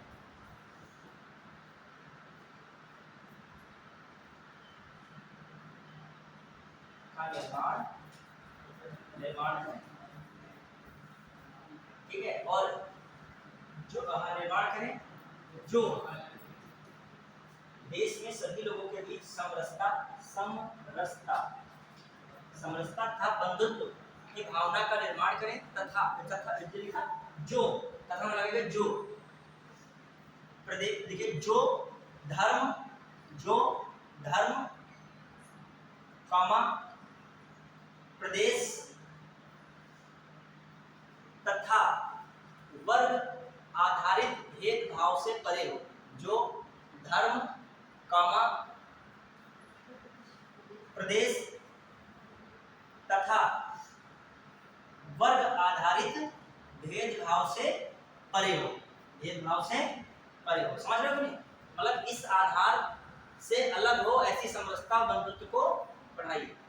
ऐसी बंधुत्व को ना बढ़ाइए कि जो है जबरदस्ती कर रहे हो कि हाँ सभी लोग एक हो जाओ, फिर कहते हो नहीं हमारी यही बात मानी जाएगी, सबसे किसी बातें नहीं मान रहे हो, ठीक है। ऐसे बंधुत्व चल पाएगा क्या? हाँ, समरसता हार्मनी कहते हैं, मतलब ये कह सकते हो कि बिना किसी प्रकार के भेदभाव, आपसी ईर्ष्या के, द्वेष के बिना, मतलब जैसे हमारा आपका भाव एक समरसता का भाव है, क्योंकि हमारा आपसे ऐसा कोई न द्वेष है, न आपसे कोई ईर्ष्या है, न आपसे कोई प्रकार का बैर है। ये क्या है, क्यों है? क्योंकि हमारा एक ही उद्देश्य है कि आप सफल हो, और आपका एक ही उद्देश्य है कि आकर हम जो है एग्जाम हॉल में अच्छे अच्छे क्वेश्चंस कर सकें। तो क्या इसमें भेदभाव होगा? हाँ, आपके बीच में, स्टूडेंट के बीच में थोड़ा बहुत कंपटीशन की भावना आ जाती है, वो अलग हिस्सा है, तब भी वो समरसता में वो भी आ जाएगा, ठीक है। चलिए, एक होता है कंपटीशन, अलग होता है, एक होता है तुम्हारा दूसरा जो ये होता है प्रतिस्पर्धा के भी दो हिस्से होते हैं। एक प्रतिस्पर्धा सकारात्मक होती है, कैसी होती है? नकारात्मक। सकारात्मक प्रतिस्पर्धा कहती है वो 4 घंटे पढ़ेगा तो मैं 6 घंटे पढ़ूंगा, ठीक है। और नकारात्मक प्रतिस्पर्धा कहती है कि उसको कोई लिंक भेज दो बढ़िया पिक्चर का और कह दो हमने भी देख डाला, तुम भी देख लो, इससे इसमें कुछ बीच में बड़ी बढ़िया कहानी है, उससे तुमको फायदा होगा तैयारी का, ठीक है। वो कहानी उड़ता रह जाएगा, तो 2 घंटे और पढ़ डालो उससे एक्स्ट्रा। तो ये नकारात्मक प्रतिस्पर्धा है, ठीक है। चलिए, जो मतलब किसी प्रकार से हानि पड़े, स्कूल में जा रहे हो, क्या निकल चुके हो घर से, क्या बाद में ट्रक लगवा दो कहीं बीच में, ये लकड़ी का पेड़ काट दो जाके, उसका मेन मुख्य परीक्षा लगा हुआ है, ठीक है। चलिए, और समझ हो जाएगा ये अभी 4 मिनट पहले फोन इन्हीं का आया था कुछ, ठीक है। आइए, तो ये कैसी प्रतिस्पर्धा है? प्रतिस्पर्धा है। प्रतिस्पर्धा इसीलिए कि वो भी चाहता है कि वहां निकले और तुम भी चाहते हो। क्या महाभारत के युद्ध में क्या था? प्रतिस्पर्धा कैसी हो गई थी? फाइनली नकारात्मक हो गई थी। चलिए, वो आपका एथिक्स का विषय है। जब नकारात्मक प्रतिस्पर्धा होती तो मानवीय मूल्यों को वहां क्या कर दिया जाता है? नैतिक मूल्यों क्या कर दिया जाता है? दरकिनार कर दिया था। सीधे एक ही लक्ष्य होता है कि वहां पर हम पहुंचे, दूसरा व्यक्ति ना पहुंचे। चलिए, आइए अगला कौन सा है स्टेटमेंट? कौन सा नंबर का? 6।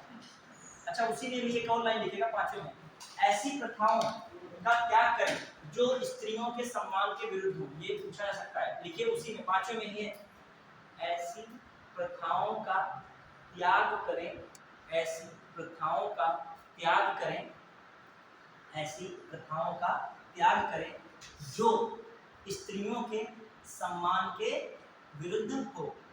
ऐसी प्रथाओं का त्याग करें जो स्त्रियों के सम्मान के विरुद्ध हो।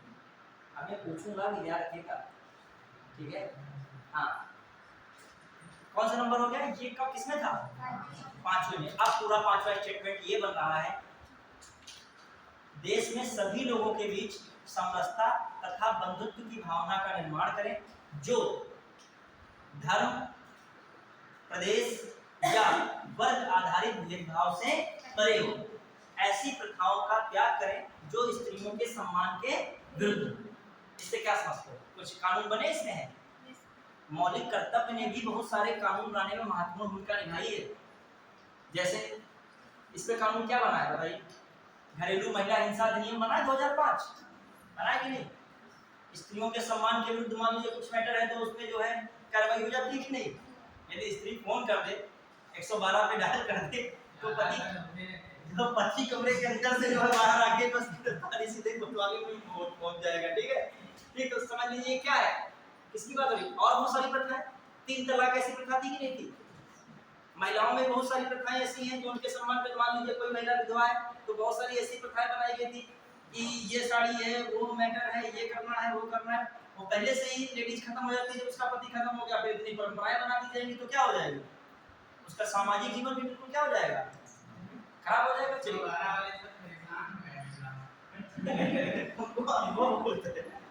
लिंक 112 में झगड़ा रहता है, जब उनको बहुत ज्यादा तुम्हारे पे भी एक कॉन्शियस कॉल आती है। लेकिन पुलिस का भी कार्य यह होता है, एक्शन पहले नहीं देती पुलिस। पुलिस का कार्य जब पति पत्नी का मामला होता है उसको पता होता है कि कहीं ज्यादा समझा देंगे, कहीं महिला हमते ही ना हावी हो जाए बाद में, समझ लो, कहीं उसको एकदम पति वाला एकदम प्यार उमड़ आए और फिर वो चलो हम जा रहे हैं लेके। तो पहले जो पुलिस वाला क्या करता है पहली प्रक्रिया में, जानता है कि छड़ी लड़ाई है या जो है क्या है बिल्कुल मगर रंज ही भरी है, तो पहले समझना चाहता है। जो देखता है कि नॉर्मल कोई मैटर रोटी वोटी को लेकर है, ठीक है, चलिए तो सॉल्व कर दिया था वहीं पर। ठीक है, चलिए लिखिए आगे। हाँ, अब 6 नंबर लिखे, बहुत इंपॉर्टेंट है। हमारी सामासिक संस्कृति लिखेगा 6 नंबर। हमारी सामासिक संस्कृति की, हमारी सामासिक संस्कृति की गौरवशाली परंपरा के महत्व को समझना। हमारी सामासिक सामासिक तो सामासिक है, सामासिक पता नहीं कौन सा गलत लगा है, सामासिक संस्कृति, सामासिक संस्कृति की गौरवशाली परंपरा के महत्व को समझना। सारी परंपरा के महत्व को समझना, ठीक है। हमारी गौरवशाली, हमारी सामाजिक संस्कृति गौरवशाली परंपरा के महत्व को समझना है। किस नंबर पे है? 6। यदि आपको मेंस लिखना तो याद रखना पड़ेगा, ये कठिन भाषाएं दी आपको क्या करनी पड़ेगी, क्योंकि इसमें आप अपने आप से नहीं जोड़ सकते हो ना। ये तो जो संविधान में है वही है, कुछ बना के नहीं लिखोगे हमारी संस्कृति अच्छी है इसको मानेंगे, ये सब नहीं ऐसे लिखोगे, ठीक है। हाँ, फिर आइए 7वां नंबर लिखिएगा। अब बताइए संस्कृत से जुड़े हुए बहुत सारी चीजें हैं कि नहीं? आपके वहाँ पर्यटन एवं संस्कृति मंत्रालय है, पर्यटन एवं संस्कृति मंत्री कौन बने हैं बताएगा? पर्यटन एवं संस्कृति मंत्री कौन है इस समय केंद्र सरकार में? अभी लोकसभा चुनाव हुआ है, करंट अफेयर में लोकसभा चुनाव से संभावनाएं हैं क्वेश्चन पूछने की। लोकसभा चुनाव 2024 में कौन सी लोकसभा का चुनाव हुआ है? 18वीं। पूछेगा कुछ ना कुछ घुमा के स्टेटमेंट इसमें तो पूछ सकता है, पीसीएस तो पूछ सकता है, स्टेटमेंट वाइज देगा। मान लीजिए पहला स्टेटमेंट दिया इस तरीके से दे दिया 9 जून को, पहले लिखा स्टेटमेंट 18वीं लोकसभा में 9 जून 2024 को प्रधानमंत्री पद की शपथ प्रधानमंत्री बीजेपी के वरिष्ठ नेता प्रधानमंत्री नरेंद्र मोदी द्वारा ली गई। ये स्टेटमेंट तो आपको इसमें भी कंफ्यूजन है, जिसने पढ़ा नहीं होगा तो उसको ये टेंशन है कि 9 जून है कि 50 जून है, कौन सी जून है हमको पता ही नहीं। तो कौन सी जून है? 9 जून। तो पहला स्टेटमेंट तो क्लियर। दूसरे स्टेटमेंट में दिया तीसरी बार लगातार प्रधानमंत्री पद की शपथ लेने वाले देश के ये दूसरे प्रधानमंत्री बने, ये स्टेटमेंट दे दिया। तो ये बताइए सही है कि नहीं? केवल एक, केवल दो, एक और दो दोनों, ना तो एक ना तो दो। मतलब लोकसभा चुनाव तुमने पूरा देखा लेकिन क्वेश्चन आया तो वहां पे घूम गया ना चाहिए, क्योंकि बिल्कुल ये भी क्या है सही है। क्यों? क्योंकि इससे पहले जवाहरलाल नेहरू थे, उन्होंने 3 बार निर्वाचित होकर पीएम बने थे। निर्वाचित होकर 3 बार बने थे, वैसे 4 बार बने थे। वैसे कितनी बार बने थे? लेकिन निर्वाचित कैसे थे पीएम? 3 बार। कब निर्वाचित हुए थे बताइए पीएम जो है हिस्ट्री में? जाओ जवाहरलाल नेहरू 1952 में। कब हुए थे? 1952, ठीक है।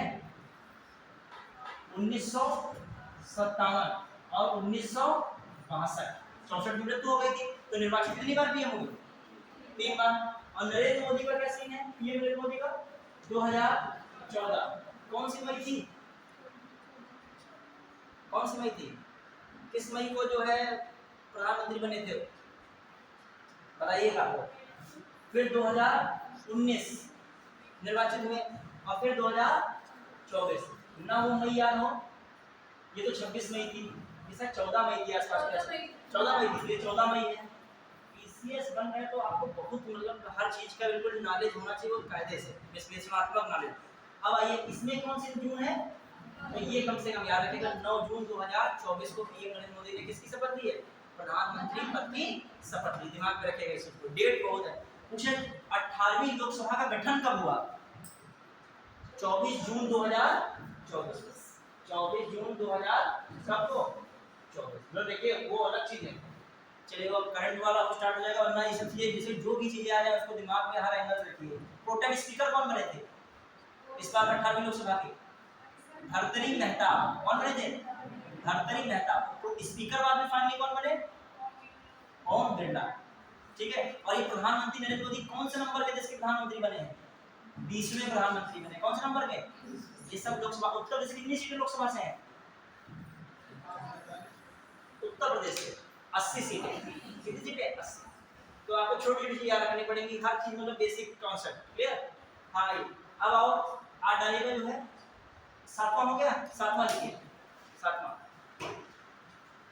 लिखिएगा, 7वां। ये आपका कौन सा नंबर का था? छठा। 7वां बहुत ही इंपॉर्टेंट है, बहुत ज्यादा इंपॉर्टेंट।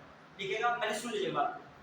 प्राकृतिक पर्यावरण के अंतर्गत वन, झील, नदी, वन्य जीव की सुरक्षा करना तथा संवर्धन करना। सुरक्षा मतलब उनको बचाना, और रक्षा करना मतलब संवर्धन करना मतलब उनको बढ़ाना। ये किसमें है? 7वां। साथ ही प्राणी मात्र के प्रति दया का भाव रखना। प्राणी मात्र के प्रति दया का भाव रखना। दो बातें हैं किसमें? 7वें में। इसको लिखे प्राकृतिक पर्यावरण के अंतर्गत, प्राकृतिक पर्यावरण के अंतर्गत, प्राकृतिक पर्यावरण के अंतर्गत वन, झील, वन, झील, नदी, कामा तथा, देखिए वन है, कामा झील, कामा नदी तथा वन्य जीव की रक्षा करना एवं उनका संवर्धन करना, तथा उनकी रक्षा करना, वन्य जीव की रक्षा करना तथा उनका संवर्धन करना, तथा उनका संवर्धन करना। लिखा? फिर लगा के तथा प्राणी मात्र के प्रति दया का भाव रखना, तथा प्राणी मात्र के प्रति दया का भाव रखना, प्राणी मात्र के प्रति दया का भाव रखना। बहुत लोग होते हैं कि कुत्ता देखा है, आराम से बैठा है, लात मारते होते हैं, उनको मजा आता है सीखने, तो उसमें कहा जाए प्राणी मात्र में कौन आ जाए? कुत्ता भी आ जाएगा। बहुत लोग चूहे को उल्टा लटकाएंगे, मुंह में से लटका के मारते हैं, तब उनको इसे मजा आता है। ठीक है, इससे गलत है। कोई बुजुर्ग बड़ा है, उसकी लाठी उठा लेंगे, इधर उधर टहलेगा बेचारा, तो फिर उनको उसमें मजा आ रहा है। टोपी पीछे से किसी निकाल देंगे, मान लीजिए कोई, ठीक है। चलिए, हाँ, तो ये प्राणी मात्र में क्या रखना? दया का भाव रखना। फिर आ जाइए क्वेश्चन आगे, प्राणी मात्र में दया का भाव रखना किस मौलिक कर्तव्य में बताया गया है? 7वें। अब आइए अगला 8वां लिखिएगा, बहुत इंपॉर्टेंट है। अरे 8वें बहुत इंपॉर्टेंट है, यहाँ पे लिखे दे रहे हैं पर्यावरण संरक्षण। एक ही बात है, पर्यावरण संरक्षण। अच्छा, मैं स्टेटमेंट पूरे क्यों लिखा रहा हूँ पता है? कारण इसका क्या है? मैं पूरा क्यों लिखा रहा हूँ इस तरीके से? क्योंकि प्रीलिम्स एंड मेंस, क्योंकि मैं इसीलिए स्टेटमेंट अपना जब डालता हूँ ना शेड्यूल वाला, तो उसमें लिख देता हूँ इस बात को, ताकि जब प्रीलिम्स स्टूडेंट का निकल जाएगा यहाँ से, किसी का जब मेंस पढ़ेगा तो बहुत उसको आराम रहेगी, कहेगा सर जो है ठीक ठाक समझाया था कि हमें अब अलग से नहीं ज़्यादा इसके पढ़ना पड़ रहा है। हाँ, अब आइए अगला स्टेटमेंट 8वां लिखिएगा। जो 8वें में इंपॉर्टेंट क्या है, जो कीवर्ड्स क्या है इसमें? वैज्ञानिक दृष्टिकोण। कौन सा दृष्टिकोण? वैज्ञानिक दृष्टिकोण। वैज्ञानिक दृष्टिकोण क्लियर। फिर कॉमा मानवतावाद, मानवतावाद, फिर कॉमा ज्ञानार्जन, ज्ञानार्जन, मानवतावाद और ज्ञानार्जन तथा सुधार की भावना का विकास करना, तथा सुधार की भावना का क्या करना, विकास करना, सुधार की भावना का विकास करना। तो दिमाग में रखेगा वैज्ञानिक दृष्टिकोण है, मानवतावाद है,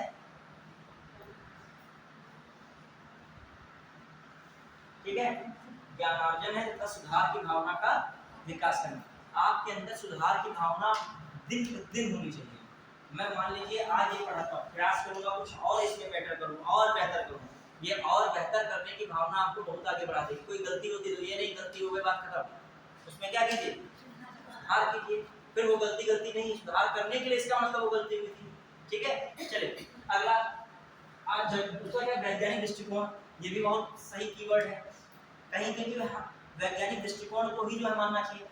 मान लीजिए मानसून का पता कैसे लगता है, वही कॉन्सेप्ट है कि वो लगा दोगे कि वहां से जो है कुछ मौसम कुछ ऐसे हो गया, जादू हो गया, तो जादू हो जाता है एकदम बारिश होती है, ऐसा नहीं है। कि कौन सा मानसून है, दक्षिण पश्चिमी मानसून है, कब आता है, जून के आसपास आता है। ये एक वैज्ञानिक दृष्टिकोण है, पैरामीटर है कुछ, ठीक है। फिर मानवतावाद, सारे वाद किनारे कर दीजिए, मानवतावाद क्या है, सर्वोपरि। सारे वाद टीके फाइनली किस पर ही है, मानवतावाद। यदि आप एक मानव के दूसरे मानव को मारने का प्रयास कर रहे हैं गलत तरीके से, तो आप वास्तव में आप क्या मानव है ही नहीं, ठीक है। चलिए फिर आ गया ये क्या इसमें, ज्ञानार्जन। हमेशा ज्ञान की कोई सीमा नहीं, नौकरी पाने के बाद भी किताबें फेंक दिया है नहीं, और पढ़िए, नौकरी पाने का जब का टाइम मिले तब पढ़िए। देखिए आपका सर्वांगीण विकास हमेशा होता रहता है। जॉब पा गए तो जॉब में सब एक जैसे नहीं होते हैं, कुछ लोग विशिष्ट होते हैं, कुछ लोग नॉर्मली रह जाते हैं। जब आप कोई भी जॉब करोगे तो जिसे पढ़ रहा है, जो लगातार बुक्स वगैरह पढ़ता है, मान लीजिए किसी की बुक पढ़ रहा है, अच्छी अच्छी बुक्स पढ़ रहा है, तो उसको ज्ञान होता रहता है। तो कहीं भी बात करेगा तो अदर के हिसाब से वो क्या कर बात करेगा, बेहतर करेगा। और जब सचिव वगैरह का प्रमोशन होगा तो वो रेस में क्या रहेगा, आगे रहेगा। आपको नौकरी पाने का सपना था, वो नौकरी पाने का पड़ता रहा। चलिए अगला नंबर 9। बहुत लोग देखो आईपीएस बनते हैं, फिर आईएएस बनते हैं, उनमें हमेशा चलते रहता है क्या नाम है। फिर 9 नंबर देखिए, 9 इसमें बताइए बहुत इंपॉर्टेंट, सार्वजनिक हिंसा से दूर रहें। देखिएगा सार्वजनिक हिंसा से, देखिए सार्वजनिक क्षति ना पहुंचाए, देखिए सार्वजनिक क्षति ना पहुंचाए तो हिंसा से दूर रहिए। देखिए सार्वजनिक क्षति ना पहुंचाए, सार्वजनिक क्षति ना पहुंचाए, सार्वजनिक क्षति न पहुंचाएं एवं हिंसा से दूर रहें, एवं हिंसा से दूर रहें। सार्वजनिक क्षति न पहुंचाएं तथा हिंसा से दूर रहें। जैसे भीड़ इकट्ठा हुई तो ताबड़तोड़ सब गिरा रहे हैं, बसें फूक रहे हैं, लेकिन बस है किसकी, सरकार की। सरकार को टैक्स कौन भरता है, जनता भरती, तो पैसा तो खुद ही का इंडायरेक्टली हो, ठीक है। इसीलिए सार्वजनिक क्षति न पहुंचाएं और क्या रहे, हिंसा से दूर रहें। क्लियर। फिर आ जाइए बढ़े। और एक चीज जैसे हमारे सार्वजनिक क्षति आप हिंसा में है तो वीडियोग्राफी होती है, बाद में वीडियोग्राफी में चिन्हित किया जाता है, जूम जूम कर करके फिर पता लगाया जाता है कहाँ पे कौन मोहल्ले का। फिर पीएससी जाती है घर से उठाने, तब माता पिता को चिंतित होता है कहाँ से एक छोटा सा पत्थर फेंका है, उस पत्थर के बदले घर पता चला गिरा जा रहा है, एक छोटा पत्थर पूरे घर की सारी ईंट गिरा डाल रहा है, ठीक है। चलिए बहुत मैटर तो सार्वजनिक हिंसा से दूर रहिए। और पुलिस को भड़ास होती है, जो भी थोड़ा बहुत मिल जाता है तो फिर उसको जो है पूरा कायदे से उसमें लपेटा जाता है उसे। आइए 10 नंबर पे आइए, बहुत इंपॉर्टेंट। 10वें पे क्या है तो बताएगा, जब बताने को बोले तो जो है दुर्लभ हो जाता है। चलिए व्यक्तिगत तथा सुन लीजिए, पहले लिखिएगा नहीं, ये अभी फिर बताना होगा ना लिखने के बाद, ठीक है। व्यक्तिगत तथा सामूहिक गतिविधियों में उत्कर्ष की ओर बढ़ने का सतत प्रयास करें। मतलब समझना, व्यक्तिगत कुछ क्षेत्र होते हैं जो व्यक्तिगत हैं और कुछ ऐसे क्षेत्र होते हैं जो क्या होते हैं, सामूहिक होते हैं। तो व्यक्तिगत तथा सामूहिक गतिविधियों के क्षेत्र में आगे बढ़ने का सतत प्रयास करें, जिससे देश नई ऊंचाइयों को छू सके। मतलब जब आप आगे बढ़ोगे तो देश भी क्या होगा, आगे बढ़ेगा। कोई चिंता हम अपने देश में योगदान देना चाह रहे हैं, योगदान देना है, तुम अच्छे इंसान बन जाओ, देश में क्या हो जाएगा, खुद ही योगदान हो जाएगा। तुम अच्छे बनोगे, दो चार को और अपने आसपास क्या करोगे, बेहतर करोगे। एक फैमिली में एक गवर्नमेंट सर्वेंट होता है तो 4-5 और होते हैं, वो माहौल क्रिएट हो जाता है। अभी वो बताएगा तुम्हारा इंटर हो गया है, तुम ये कोचिंग पढ़ने लगो, तुम ये करने लगो, वो करने लगो। अब वो माफिया हुआ, तुम वहां भाग जाना जब पुलिस आ जाए, तुम वहां नानी वहां निकल जाना, तो माहौल क्या हो गया है, पूरा क्रिएट रहता है वैसे। ठीक है, ठीक है। व्यक्तिगत तथा सामूहिक गतिविधियों के क्षेत्र में, व्यक्तिगत तथा सामूहिक गतिविधियों के क्षेत्र में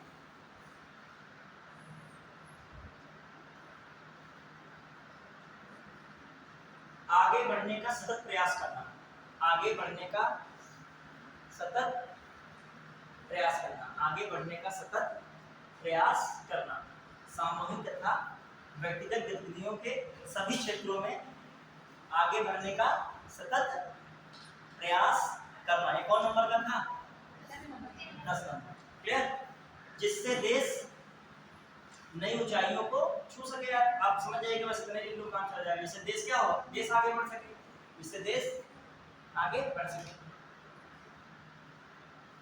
अब आइए अंतिम कौन है बताएगा, अंतिम जल्दी बताइए, अंतिम वाला वही देखिए 6 से 14 वर्ष, देखिए फटाफट 6 से 14 वर्ष आयु के बीच, 6 से 14 वर्ष आयु के बच्चों, 6 से 14 वर्ष आयु के बच्चों के लिए माता पिता या संरक्षक, 6 से 14 वर्ष आयु के बच्चों के लिए माता पिता या संरक्षक शिक्षा का अवसर प्रदान करें।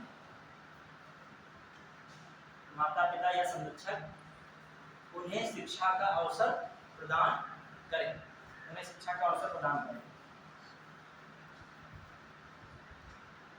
उन्हें शिक्षा का अवसर प्रदान करें। ये आपका क्या है, मौलिक कर्तव्य समूह का। क्लियर, अब आइए मौलिक कर्तव्य में क्या क्या इंपॉर्टेंट हो सकता है। तो तुम्हारा देखा जाए मौलिक कर्तव्य से क्या रिलेट निकल रहा है, महत्व क्या बन रहा है इसका, महत्व बताइए, महत्व में क्या बन रहा है, दिशा निर्देश दे रहा है कि नहीं, एक प्रकार का नागरिक को क्या दे रहा है, दिशा निर्देश, समरसता, एकता, अखंडता,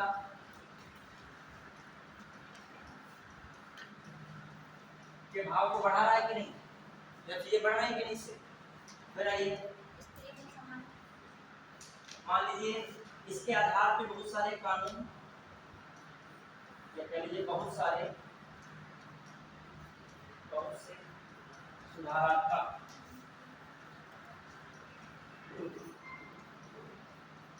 कानून को बनाने की भूमिका,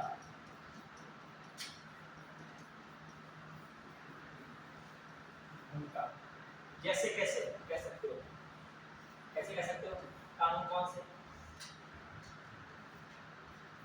जैसे हमने कहा था वन्य जीव वाला, तो वन्य जीव में कौन सा कानून बना है बताइए, वन्य जीव संरक्षण अधिनियम के लिए 1972 ही था, उसके बाद भी बहुत सारे बने। जैसे देखिए अब कौन है, वन संरक्षण अधिनियम बना है, वन संरक्षण अधिनियम, वन संरक्षण अधिनियम कब आया था, 1918। तो एक हिसाब देखा जाए वन संरक्षण अधिनियम हो गया, और बहुत सारे हैं। जैसे आपका आता है जनप्रतिनिधि अधिनियम, हालांकि इससे पहले भी कानून मतलब जो बने थे इससे पहले भी जनप्रतिनिधि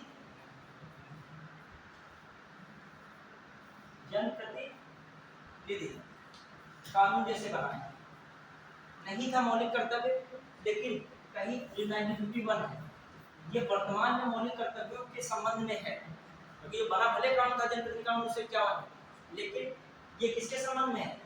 जैसे जनप्रतिनिधि में वोट वाला सिस्टम होता है, उसमें जाति धर्म इत्यादि चीजें नहीं देखी जाती हैं, तो समता बंधुत्व इन भावों को बढ़ाता है। तो कह सकते हो ये कुछ एक्ट हैं जो कह सकते हो किससे रिलेटेड हैं, मौलिक कर्तव्य से। ऐसे वन्यजीव संरक्षण भी देख सकते हो, उससे रिलेटेड है वन्यजीव संरक्षण अधिनियम। वन्यजीव संरक्षण अधिनियम कब है? 1972। ठीक है। पर्यावरण संरक्षण अधिनियम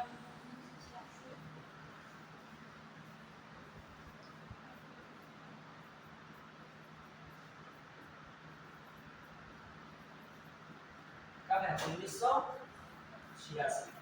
तो ये सब समझ सकते हो, इससे रिलेटेड है किससे? मौलिक कर्तव्य। जो हम लोगों ने कर्तव्य बताए गए हैं, उन कर्तव्यों को कहीं ना कहीं कानूनों के माध्यम से क्रियान्वयन भी क्या किया गया है? करा दिया गया है। कानून बन गया तो करना ही करना है। देखिए छोटा वाले, ये हमने लिखा है पर्यावरण संरक्षण अधिनियम 1986, ये लिख दिया है वन संरक्षण अधिनियम 1980, ये लिख दिया है वन्यजीव संरक्षण 1972। अच्छा, इन सब कानूनों को बनाने में एक समिति की महत्वपूर्ण भूमिका है, उसका नाम है वर्मा समिति। क्या नाम है इसका? वर्मा समिति। इसको भी लिख लेगा, क्वेश्चन आ जाए कहीं कि वर्मा समिति का संबंध जो है किससे है, तो किससे लगाओगे? मौलिक कर्तव्यों से। उसने क्या किया था वर्मा समिति ने कि मौलिक कर्तव्यों की पहचान करना और उनके क्रियान्वयन को कानूनी रूप देना। उनके क्रियान्वयन को क्या देना? बहुत सारे कानूनी रूप दिए नहीं जा रहे हैं, उनका क्रियान्वयन किस रूप में हो रहा है? कानून लिख लीजिएगा कि वर्मा समिति 1919 ध्यान दीजिएगा, कहीं आ जाए रिलेटेड है। दो समिति का संबंध है मौलिक कर्तव्य से। एक क्या किसका? एक कौन सी है? सरदार स्वर्ण सिंह, और दूसरी कौन है? वर्मा समिति। लिख लीजिएगा, नाम ही इसका है वर्मा समिति, नाम से ही आता है, ये आएगा जो आएगा वर्मा समिति 1999। ये भी दिमाग रखना। मौलिक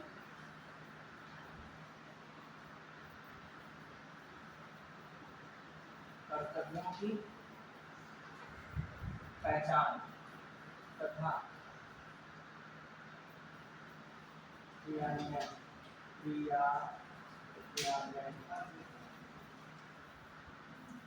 मौलिक कर्तव्यों की पहचान का क्रियान्वयन से संबंधित है कौन सी? वर्मा समिति। तो दिमाग में रखिएगा ये किससे संबंधित है? वर्मा समिति का मौलिक कर्तव्य से। क्लियर?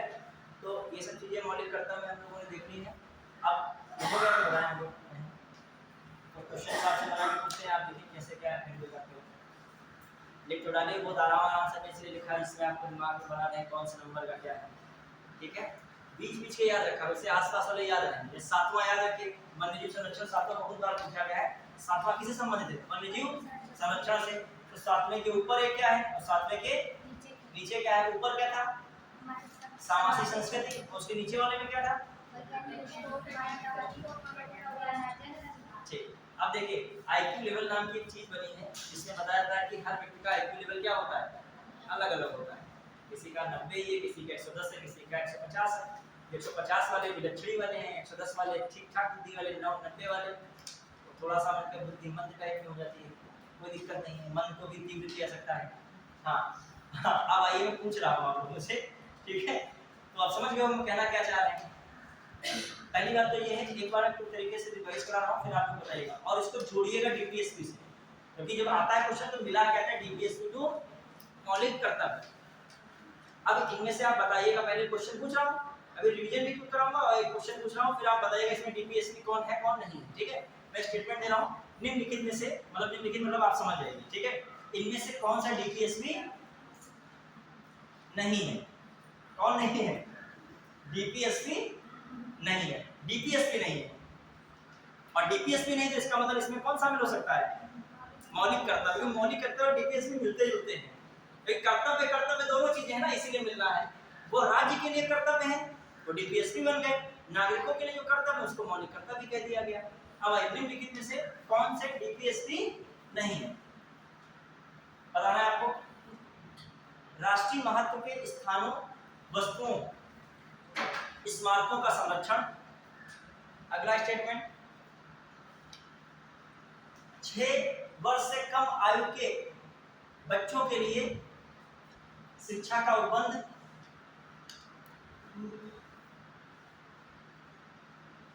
वन्य जीवों का संरक्षण। संविधान का आदर करना, उसके आदर्शों, संस्थाओं, राष्ट्रीय ध्वज तथा राष्ट्रगान का सम्मान करना। बताइए कौन इसमें से डीपीएसपी नहीं है?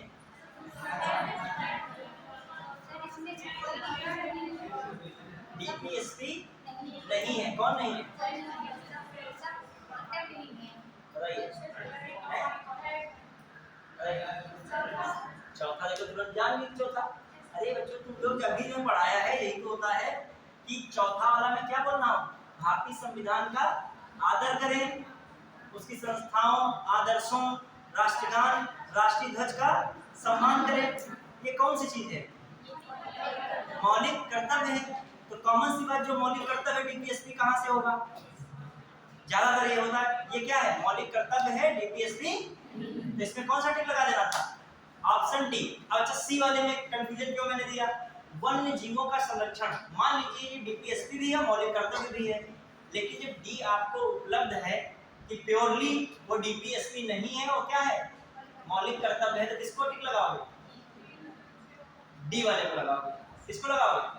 पहले आप एक बार मौलिक कर्तव्य को दिमाग में रिवाइज कीजिए कि अगर भूल ही गए हो, हमें लग रहा है मौलिक कर्तव्य ही भूल गए हो, तो बताओगे क्या डीपीएसपी है या नहीं है? ठीक है, चलिए अभी तो मैंने पढ़ा। देखो जब क्वेश्चन आता है मैं बता दूं, 2022 पीसीएस में आया है, देख लीजिएगा, आप जो बताता हूं ऐसा नहीं तो प्रतीक पूछिए। 2022 में आप देखिएगा कि आपको हमने पीडीएफ सर भेजी हुई है, इस पे हमने कराई थी, ये जो हम कराई थी भेजी थी कि नहीं? बात है इसको नहीं भेजी थी, ये वाली पीडीएफ जो हमने इस पे कराई थी पीडीएफ नहीं भेजी थी। हाँ तो डीपीएसपी देखिए तो लास्ट क्वेश्चन यूपीसीएस 22 में आया है, यूपीसीएस किसमें आया है? 22 में। तो उसमें जो मिला के दिया है दोनों को मिला के, वो किसको मिलाया है? डीपीएसपी और किसको मिलाया है? फंडामेंटल ड्यूटीज को, मतलब मौलिक कर्तव्य। क्लियर? अब अच्छा पहले एक बार मौलिक कर्तव्य क्लियर कीजिए, तब हम बना के वीडियो ना तुम लोग हर क्वेश्चन में वो सबसे साधारण और सिंपल क्वेश्चन पूछा था, वो भी जो है तुम लोग फंस गए। तुम लोग को बताओ बुद्धि लब्धि में आईक्यू लेवल पे कौन सा पोजीशन देना चाहिए? ऑप्शन दे उसमें बता दो 185। ठीक है, आइए अब फटाक से पहले एक बार मौलिक कर्तव्य समझिएगा, फिर आपसे पूछ रहा हूं कि जब तक आप दिमाग में न्यूरॉन्स में सेट नहीं करोगे, यहाँ नहीं करोगे तो एग्जाम हॉल में भी नहीं हो पाएगा। दिक्कत ये है, सोचते हो यहाँ नहीं होगा तो वहाँ चमत्कार हो जाएगा, कुछ नहीं चमत्कार होगा। जैसे आप यहाँ हो उससे थोड़ा सा डाउन और वहाँ हो जाओगे, ठीक है, यहाँ अप नहीं होगे, प्रेशर भी तो आ जाएगा। चलिए हाँ आप फटाक से बताइएगा, पहले बताना बात में, पहले मैं एक बार सीक्वेंस लिख रहा हूं, बहुत शांतिपूर्ण पढ़ेगा, मैंने क्या पढ़ाया कुछ और पढ़ाएगी नॉर्मली। कोई रिवीजन 5 मिनट। सबसे पहले मैंने कहा राज्यों के जो कर्तव्य बनते हैं वो किसमें आते हैं? डीपीएसपी। जो नागरिकों ने कर्तव्य बनाए गए वो किसमें आते हैं? मौलिक कर्तव्य। मौलिक कर्तव्य के लिए मेन मैटर क्या था? ये क्या मूल संविधान में जुड़ा था? ये मूल संविधान में नहीं जोड़ा गया था, संविधान निर्माताओं ने इसको जगह नहीं दी थी, लेकिन मौलिक अधिकार को दिया था। क्लियर? अब मामला क्या बन रहा है? फिर आइए 1975-76 में राष्ट्रीय आपातकाल लागू है, चल रहा है। उस दौरान होता क्या है, इंदिरा गांधी वहां की क्या होती है देश की, मतलब वहां का देश की क्या होती है? पीएम होती है। उन्होंने सरदार स्वर्ण सिंह की अध्यक्षता में एक समिति का गठन किया और कहा मौलिक अधिकारों को पहचानिए और इनको लागू कराने के लिए सिफारिश दीजिए। तो सरदार स्वर्ण सिंह समिति ने अपनी संस्कृति में कितने मौलिक कर्तव्य दिए? 8। कितने दिए थे? 8। ठीक है, 3 मौलिक कर्तव्यों को कांग्रेस सरकार ने नहीं माना था, अपनी तरफ से कुछ मौलिक कर्तव्यों को जोड़ दिया गया था। कांग्रेस सरकार ने इसी सिफारिश को आधार बनाते हुए 42वां संविधान संशोधन 1976 में किया, और उसमें से कौन सा पार्ट जोड़ दिया? भाग 4 का या 4A, पार्ट 4A, और उसके अंतर्गत कौन सा आर्टिकल जोड़ दिया? 51 या 51, और उसके अंतर्गत कितने मूल अधिकार प्रारंभ में दिए? 10। वर्तमान में कितने हैं? 11। ये कब जोड़ दिया गया था? 86 में सीए 2000। ये तो बेसिक था, आपको सब मैंने बता दिया था। उससे वजह क्या था? एसएस रे, सरदार स्वर्ण सिंह समिति में कौन थे? एक रे नाम मैंने बोला था, एक स्टीफन बोला था, और एक और बोला था अंटोनियो बोला था। क्लियर? ये लोग किसमें थे? सरदार स्वर्ण सिंह समिति में शामिल थे। फिर मैंने कहा ये सब हो गया था। अब मैंने आपको 11 मौलिक कर्तव्य लिखाए थे, ठीक है। 11 मौलिक कर्तव्य में क्या क्या मैंने लिखा था? पहला याद रखिए, संविधान वाला था पॉइंट, संविधान का पालन करें, उसके आदर्शों, संस्थानों और राष्ट्रगान तथा राष्ट्रध्वज का सम्मान करें। इतना पढ़ लिया करो, जिस दिन क्लास हुआ करे कि आगे बस क्वेश्चन है तो सॉल्व करने की क्षमता आ जाए क्लास। जिस दिन जो पढ़ो बहुत कायदे से पढ़ो, बार बार उसको ना पढ़ना पड़े। मतलब आज पढ़ रहे हो इतना खराब पढ़ रहे हो, कल जो नया पढ़ो तब भी आज का पढ़ रहे हो। एग्जाम हॉल में सीधे क्वेश्चंस आए तो आप जान जाओ ये डीपीएसपी है, ये यहाँ से फिर बता रहा हूँ, ये आपका आर्टिकल 1 से लगाकर आर्टिकल 51 तक, और इस शुरुआत का जो भी आर्टिकल 1 से 51 में कौन निपट जाएगा? प्रस्तावना, चलो मान लो अलग लिख देते हैं इसको, यहाँ पर कौन निपट जाएगा? संघ राज्य क्षेत्र आ जाएगा टॉपिक की नहीं? संघ राज्य क्षेत्र किस, थोड़ा सा आप लोग स्ट्रेटजी बनाओ स्मार्ट बनो। देखिए ये कह रहा हूं मैं, आर्टिकल कहां से? 1 से। आर्टिकल कहां तक है? यहाँ से 4-5 क्वेश्चन आएंगे तो आएंगे, हर बार पीसीएस में आते हैं, मान के चलो। ये एक रेंज होती है जो पढ़ने वाला का बना के चलता है, यहाँ से आता ही आता है तो वो मक्का जरूर है यहाँ तक बिल्कुल कायदे से। 4-5 उदाहरण वो इस बार पीसीएस में देखना ना आएंगे जो कुछ ना कुछ घुमा के देता जरूर है। ठीक है, कहाँ तक? अब बस बात ये है कि किस हिसाब से आपने पढ़ा ये डिपेंड करता है। ठीक है, अब देखो कहने का मतलब ये कि यहाँ पर आर्टिकल 1 से आर्टिकल 4 तक क्या आ गया था? संघ राज्य क्षेत्र आ गया था, संघ राज्य क्षेत्र आ गया था, आया था कि नहीं? ये बहुत कायदे से आप लोगों ने पढ़ा है ना, टॉपिक में पढ़ाया है, संघ राज्य क्षेत्र पूरा पढ़ाया है, 1 2 3 4 सारे आर्टिकल। आप बस क्लास मिस कर रहे हो तो हमारी बीच में कोई गलती नहीं, क्योंकि आप नहीं पढ़ते हो, हम तो पढ़ाना चाहते हैं। ठीक है, इससे मैं क्वेश्चन आंसर भेजूंगा इस पे भी।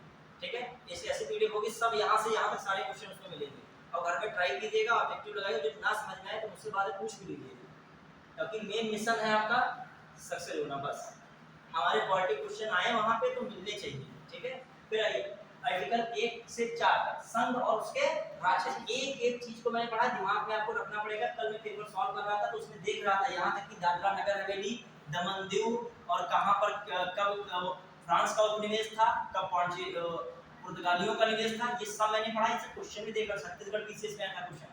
जितनी चीजें मैंने पढ़ाई संघ क्षेत्र में कोई ना कोई पीसीएस में आई है, तो आपकी जिम्मेदारी है उस नोट्स को कायदे से पढ़िए, फिर क्वेश्चन भी क्या कीजिए, क्वेश्चन की चिंता ना करो, जितना चाहोगे क्वेश्चन हम भेजते जाएंगे। तुम्हारे अंदर क्वेश्चन सॉल्व करने की बुक हो तो हम भेजने की बुक रखेंगे, और तुम्हारे अंदर सॉल्व करने की बुक नहीं तो हमें भेजने की बुक नहीं है। अभी हम करेंगे क्या? खाना बनाया तभी जाता है जब कोई खाने वाला होगा, जब खाना बना के करेंगे क्या जब खाना बेकार हो जाएगा? ठीक है, तो आप लोग जो चाहो क्वेश्चन करना खूब सारे, तो हम बताए भेजते रहें, और नहीं हो तो कोई बात ही नहीं, क्योंकि क्लास पढ़ने से काम नहीं होगा। क्लास पढ़ने का परिणाम क्वेश्चन आंसर होता है, परिणाम क्वेश्चन आंसर पे निकलेगा। क्लास आपका एक माध्यम है, ये आपका क्या है? साधन है, लेकिन साध्य क्या है? क्वेश्चन। समझ रहे हैं? ये साधन है जिसके बिना क्वेश्चन आंसर नहीं होंगे। तो ये आप पढ़िए और किस पर परिणाम निकालिए, वो मूल्यांकन आपका करेंगे कितना पढ़ रहे हो, कैसा। और टीचर का भी मूल्यांकन कर देते हैं, दोनों का मूल्यांकन उसमें होता है, स्टूडेंट खुद का मूल्यांकन है, टीचर भी। ठीक है, अब आइए 1 से 4 तक ये हो जाएगा आपका, हुआ यहाँ। इसके बाद मैंने क्या बताया? 5 से 11 तक नागरिकता हो पाया था, नहीं हो पाया था? सर किसी टॉपिक में मैंने सामान्य कराया है, नहीं होगा तो मैं अलग से भी करा दूंगा नागरिकता को। ठीक है, क्योंकि उस दिन सर 3 टॉपिक दे दिए थे तो पहुंच नहीं पाए थे एक दिन में, तो नागरिकता को अलग से करा दूंगा, कोई दिक्कत नहीं। कहीं किसी और टॉपिक में 5 मिनट में या 10 मिनट में मुझे स्पेशल नहीं मिलेगा टाइम, तो मैं कहीं से एडजस्ट करके इसको क्या कर दूंगा, करा दूंगा आपको। क्लियर? फिर आइए जो आपका फिर जो 12 से कहां तक हमने कराया है? 35 तक। इसको तो आप जो fundamental duties, sorry fundamental rights, fundamental rights FR की तैयारी करोगे। एफआर मैंने हर एक चीज बताई है, लगभग बहुत डिटेल से पढ़ाया है एफआर, पता है बहुत अच्छे से क्वेश्चंस बन रहे हैं। मान लीजिए एफआर से पता है क्वेश्चन में देख क्या रहा था, देख रहा था आर्टिकल 14 और प्लस आर्टिकल 16, अभी आएगा इसका। ठीक है, आर्टिकल 16 को यदि जो है आर्टिकल 14 है, आर्टिकल 16 को जो मिलाकर पढ़ा जाए तो इसके साथ में सुप्रीम कोर्ट ने व्याख्या दी है, समान कार्य के लिए, समान कार्य के लिए समान वेतन।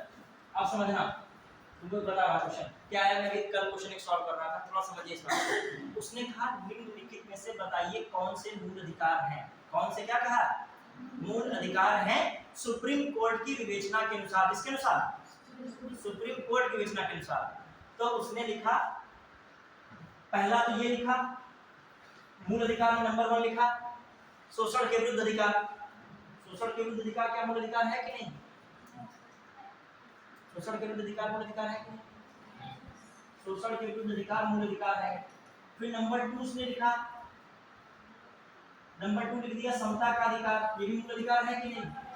और फिर नंबर 3 पे ये लिख दिया समान कार्य के लिए समान वेतन। और ऑप्शन पता क्या दिया? 1 2 3। क्यों दिया 1 2 3? क्योंकि सुप्रीम कोर्ट ने इसको भी क्या मान लिया है, मूल अधिकार मान लिया है। तो ऑप्शन क्या था 1 2 3। अब देखो ये सब उन्हीं को समझ में आएगा कायदे से जो क्या रहे हों रेगुलर, और ये शर्त आपकी पहली है। यदि वाकई में एग्जाम निकालना है तो आप रेगुलर आइए, हमारे आज नहीं आधा तो समझ में आ रहा है लेकिन आने वाले दिन में पूरा समझ में आएगा। यदि आप आज की चीज़ें मैंने मौलिक कर्तव्य बताई है, जब मैं उसको आगे जोड़ के पढ़ाऊंगा तो जो आज बच्चा नहीं आया उसको ये लगेगा मौलिक कर्तव्य क्या भी 11 लाइनें देखनी देख लेंगे, वो नहीं है 11 लाइन, आता है ही नहीं 11 लाइन वाला, आता कुछ फंसा के ही है। ठीक है, अब भाई तो कहने का मतलब आपका मौलिक अधिकार हो गया। 12 से कहां तक आर्टिकल बोल के भी जाना है 12 से 35। एक दो क्वेश्चन आउट है आएगा जरूर, मूल अधिकार बिना कोई पेपर बना ही नहीं। ठीक है, ये क्वेश्चन पक्का फाइनल। फिर आ जाइए इसके बाद 36 से कहां तक 51। मैंने डीपीएसपी बिल्कुल क्लियर करा दिया है, एकदम क्रिस्टल क्लियर, क्वेश्चन भी लास्ट में मैंने करवा दिए थे। ठीक है, और आज मैंने कहां तक करा दिया है 51 का ए पूरा।